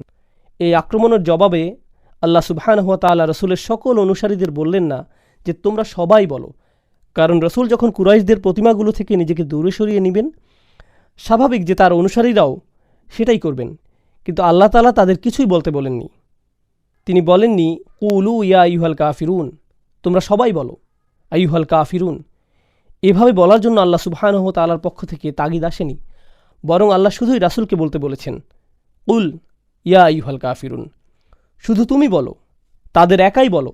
এর কারণ হচ্ছে, যেহেতু কুরাইশরা ভেবেছে যে রাসূলের পরিবার আর বাড়বে না, তিনি একা যথেষ্ট নন, একা তিনি কিছুই করতে পারবেন না। আল্লাহ আযজা ওয়া জাল্লা স্পষ্ট করে ঘোষণা দিলেন যে রাসূল একাই তাদের জন্য যথেষ্ট। রাসূল সাল্লাল্লাহু আলাইহি সাল্লামের আর কাউকেই প্রয়োজন নেই। এটি কোরআন থেকে একটি বড় শিক্ষা আমাদের জন্য। কেউ কেউ মাঝে মাঝে বলে মুহাম্মদ তার অনুসারীদের ব্যতীত কিছুই করতে পারত না, মাআযাল্লাহ। খুবই জঘন্য ভাষার ব্যবহার। আমরা মুসলিমরা কখনোই এমনটা বলি না, অমুসলিম ইতিহাসবিদরা বিশেষ করে এমনটা বলে থাকে। মুহাম্মদ তার অনুসারীদের উপর নির্ভর করেছিল, এই ধরনের কথাবার্তা। এখন লক্ষ্য করুন আল্লাহ তাআলা কি বলছেন, ইল্লা তানসুরুহু ফাকাদ নাসারাহুল্লাহ। সূরা তাওবাতে আল্লাহ বলছেন, যদি তোমরা তাকে সাহায্য নাও করো, আল্লাহ তো তাকে ইতোমধ্যেই সাহায্য করে রেখেছেন, সাল্লাল্লাহু আলাইহি সাল্লাম। তাই আমাদের দৃষ্টিভঙ্গি কখনো এমন হতে পারে না। আমাদের দৃষ্টিভঙ্গি, চিন্তাভাবনা হচ্ছে তিনি সরাসরি আল্লাহ তাআলা থেকে সাহায্য পেয়ে থাকেন, আমাদের সাহায্যের তার কোনো প্রয়োজন নেই। আপনারা মনে করতে পারেন হুনাইনের যুদ্ধের কথা, যখন সাহাবীরা হঠাৎ ভীত হয়ে রাসূলুল্লাহ সাল্লাল্লাহু আলাইহি সাল্লাম থেকে দূরে সরে গিয়েছিলেন। তিনি হঠাৎ একা পড়ে গেলেন, চারপাশে তাকে শত্রুরা ঘিরে রেখেছিল। শত্রুপক্ষের তীরন্দাজরা পাহাড়ের উপর থেকে প্রায় তাকে নিশানায় পরিণত করে ফেলেছিল।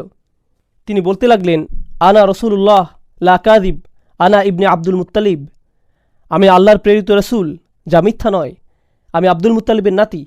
তিনি একাই সেখানে অবিচল দাঁড়িয়ে থাকলেন, বিন্দুমাত্র পিছপা হননি, অথচ তার সাথে কেউ ছিল না।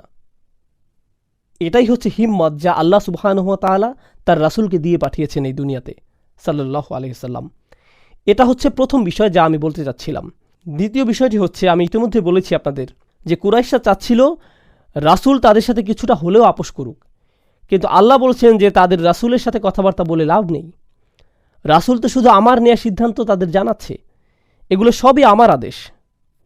তাই সূরাটি শুধু ইয়া আইয়ুহাল কাফিরুন না বলে কুল শব্দ দিয়ে শুরু হচ্ছে, অর্থাৎ রাসূল সরাসরি তোমাদের বলছে না, বরং আমার আদেশে রাসূল তোমাদের বলছে। তাই রাসূলের সাথে আপোষ করে তাদের কোনো লাভ হবে না। এখন এই সূরার শেষে লাকুম দীনুকুম ওয়ালিয়া দীন, দিন শব্দের শেষে যে নুনটি রয়েছে, এটি আসলে দ্বীনই হওয়ার কথা। তোমাদের নিকট তোমাদের দিন থাকুক, আর আমার নিকট আমার দিন। আরবি ব্যাকরণ অনুযায়ী ইদফা হওয়ার কারণে এখানে শেষে ইয়া হওয়ার কথা। এক্ষেত্রে যাকে ইয়া মুতাকাল্লিম বলা হয়, কিন্তু অলঙ্করণের স্বার্থে এখানে ইয়া সরিয়ে ফেলা হয়েছে আর শুধুই কাসরা ব্যবহার করা হয়েছে। আপনি যদি মুসহাফ একটু চেক করে দেখেন তাহলে দেখবেন এটি বলছে লাকুম দীনুকুম ওয়ালিয়া দীন, শুধুই কাসরা শেষে আছে, অর্থাৎ ইয়া সরিয়ে ফেলা হয়েছে। আরবিতে এই নিয়মটিকে বলা হয় হাজফ, যেখানে একটি অক্ষরকে সরিয়ে ফেলা হয়। বিভিন্ন কারণে এটি প্রয়োগ হয়ে থাকে, তার মধ্যে একটি কারণ হচ্ছে বিস্ময়ের প্রকাশ। অর্থাৎ যখন আপনি খুবই উত্তেজিত বা আবেগী হয়ে পড়েন, তখন দিনই না বলে আপনি শুধু বলেন দিন। একইভাবে আমরা যখন আল্লাহ আযজা ওয়া জাল্লার কাছে প্রগাঢ়ভাবে সাহায্য চাই, তখন আমরা রব্বি বলি না, তখন আমরা শুধুই রব বলে থাকি, রব্বিগফিরলি। এখানে রব্বি শব্দকে কেন সংক্ষিপ্ত করা হয়েছে?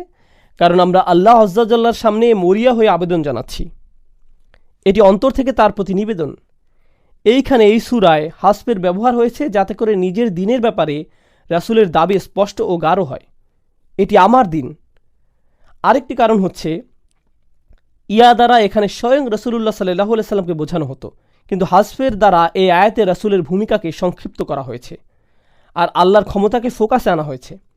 প্রথমেই আল্লাহর ভূমিকাকে এই সূরাতে কুল শব্দের দ্বারা বর্ধিত করা হয়েছে, আর শেষে ইয়া হাসফের মাধ্যমে এমন দাঁড়ালো যে আল্লাহ রাসূলকে বলছেন সবশেষে তুমি এক্ষেত্রে নিজের কথা উল্লেখও করতে পারবে না। এসব সিদ্ধান্ত আসলে তোমার দ্বারা হচ্ছে না, এই সিদ্ধান্তের পেছনে তুমি না। সুবহানাল্লাহ, খুবই চমৎকার, প্রবল ও কার্যকর উপসংহার এই সূরার। আর এখন আমি আপনাদের তৃতীয় এবং সবচেয়ে গুরুত্বপূর্ণ বিষয়, যেটি উল্লেখের মাধ্যমে এই বক্তব্য শেষ করব ইনশাআল্লাহ তাআলা। আমি আপনাদের প্রথম থেকেই বলেছি যে কোরআনের শেষ 10টি সূরা শুধুমাত্র রাসূলুল্লাহ সাল্লাল্লাহু আলাইহি সাল্লামের জীবনী বোঝার জন্যই গুরুত্বপূর্ণ নয়, বরং রাসূলের আদর্শের সাথে ইব্রাহিম আলাইহিস সালাতু ওয়াস সালামের আদর্শের সংযোগ বা সম্পর্ক বোঝার জন্যও গুরুত্বপূর্ণ। এখন শুনুন, আমি আপনাদের কোরআনের অন্য একটি জায়গায় নিয়ে যাচ্ছি। একটি বিশাল আয়াত থেকে আমি কেবল গুটি কয়েক শব্দ অনুবাদ করব। কদ কানাত লাকুম উসওয়াতুন হাসানাতুন ফি ইব্রাহিম, তোমাদের জন্য ইতোমধ্যেই ইব্রাহিমের জীবনীতে চমৎকার আদর্শ রয়েছে। ওয়াল্লাযীনা মাআহু, এবং তাদের মধ্যে যারা তার সাথে রয়েছে। ইয ক্বালু লিকওমিহি, যখন তারা তাদের জাতিকে বলল, ইন্না বুরাউ মিনকুম ওয়া মিম্মা তা'বুদুনা মিন দুনিল্লাহ, আমরা পুরোপুরিভাবে তোমাদের সাথে সম্পর্ক ছিন্ন করলাম, এতে কোনোই সন্দেহ নেই। শব্দগুলো মনোযোগ দিয়ে শুনুন। তারা বলল, আমরা তোমাদের সাথে সকল সম্পর্ক ছিন্ন করছি, এবং আল্লাহকে বাদ দিয়ে তোমরা যাদের যাদের উপাসনা করো, সেগুলো যাই হোক না কেন, প্রত্যেকের সাথে আমরা সম্পর্ক ছিন্ন করছি। আমরা তোমাদের সাথে এবং তোমরা যাদের উপাসনা করো তাদের সাথে সম্পর্ক ছিন্ন করলাম। শব্দগুলো কি পরিচিত শোনাচ্ছে? সুবহানাল্লাহ। আর তিনি বলে গেলেন, কাফারনা বিকুম, আমরা তোমাদের প্রত্যাখ্যান করলাম। অন্যভাবে বললে, আমরা তোমাদের বিশ্বাসকে অস্বীকার করলাম, তোমাদের ধর্মকে তাকফির করলাম। ওয়াবাদা বাইনানা ওয়া বাইনাকুমুল আদাওয়াতু ওয়াল বাগদাউ আবাদা, আর এখন আমাদের ও তোমাদের মধ্যে চিরদিনের জন্য প্রতিহিংসা ও ঘৃণার সূত্রপাত হয়ে গেল। হাত্তা তুমিনু বিল্লাহি ওয়াহদাহ, যতক্ষণ না তোমরা আল্লাহতে বিশ্বাস করছো, যিনি এক ও অদ্বিতীয়। সুবহানাল্লাহ। আয়াতের শেষ অংশে ইব্রাহিম তার পিতার জন্য দোয়া করছেন আলাইহিস সালাম, যার মধ্য দিয়ে আয়াতটি শেষ হয়। কিন্তু আয়াতটির দিকে ভালো করে লক্ষ্য করুন, এটি কি প্রায় সূরাতুল কাফিরুনের অর্থের মতোই নয়? যেভাবে রাসূলুল্লাহ কুরাইশদের সাথে মোকাবেলা করছেন, তিনি তাদের সাথে বিরোধপূর্ণ কথাবার্তার মধ্যেও ইব্রাহিম আলাইহিস সালামের আদর্শের পুনরাবৃত্তি করছেন। শুধুমাত্র ফাসল্লি রব্বিকা ওয়ানহার এর মধ্যেই নয়। সুবহানাল্লাহ, কত সুন্দরভাবে আল্লাহ তাআলা কোরআনের শিক্ষাগুলোকে সংযুক্ত করেছেন। ওয়াকাযালিকা নুফাসসিলুল আয়াহ, আর এভাবেই আমরা আয়াতগুলোকে ব্যাখ্যা করে থাকি। কত সুন্দরভাবে বিষয়গুলো যুক্ত হয়, ইতিহাস কতই না চমৎকারভাবে মিলে যায়। আর আপনারা সাথে এই বিষয়টি বুঝতে পারবেন। একটু আগেই আমি যেটা বললাম, রাসূলুল্লাহকে একাই কথা বলতে হয়েছিল, নিজের সাথে অন্য কাউকে সম্পৃক্ত করার সুযোগ তাকে দেয়া হয়নি। অন্যদিকে ইব্রাহিম আলাইহিস সালামের অল্প কিছু অনুসারী থাকা সত্ত্বেও তাদের নিয়েই কাফিরদের সাথে কথা বলার আদেশ দেওয়া হয়েছে। বৈপরীত্যের দিকে লক্ষ্য করুন, কার অনুসারীর সংখ্যা বেশি? মুহাম্মদুর রাসূলুল্লাহ সাল্লাল্লাহু আলাইহি সাল্লাম। ইব্রাহিম আলাইহিস সালামের অনুসারীর সংখ্যা খুবই কম। আমরা ইতিহাস থেকে এটা ভালোভাবেই জানি।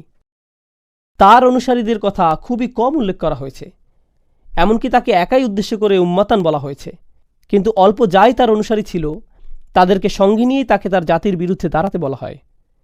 কিন্তু অপরদিকে রাসূলুল্লাহ সাল্লাল্লাহু আলাইহি সাল্লামের অনুসারী অনেক বেশি থাকা সত্ত্বেও তাকে বলা হলো, না না না, তুমি একাই তাদের বলো, একাই তাদের কাছে যাও। কারণ তাদের জানা দরকার তোমার ক্ষমতা কতটুকু। তাদের জানা দরকার যে তারা চাইলেই তোমার সাথে এভাবে কথা বলতে পারে না। সাল্লাল্লাহু আলাইহি সাল্লাম। আল্লাহ তাআলা আমাদের কোরআন বোঝার সঠিক সামর্থ্য দান করুন, সঠিক বুঝ দান করুন, আর রাসূলুল্লাহ সাল্লাল্লাহু আলাইহি সাল্লামের প্রতি আমাদের অন্তরে ভালোবাসা দান করুন। বারাকাল্লাহু লি ওয়া লাকুম ফিল কুরআনিল হাকীম ওয়া নাফা'নি ওয়া ইয়্যাকুম বিল আয়াতি ওয়া যিকরিল হাকীম।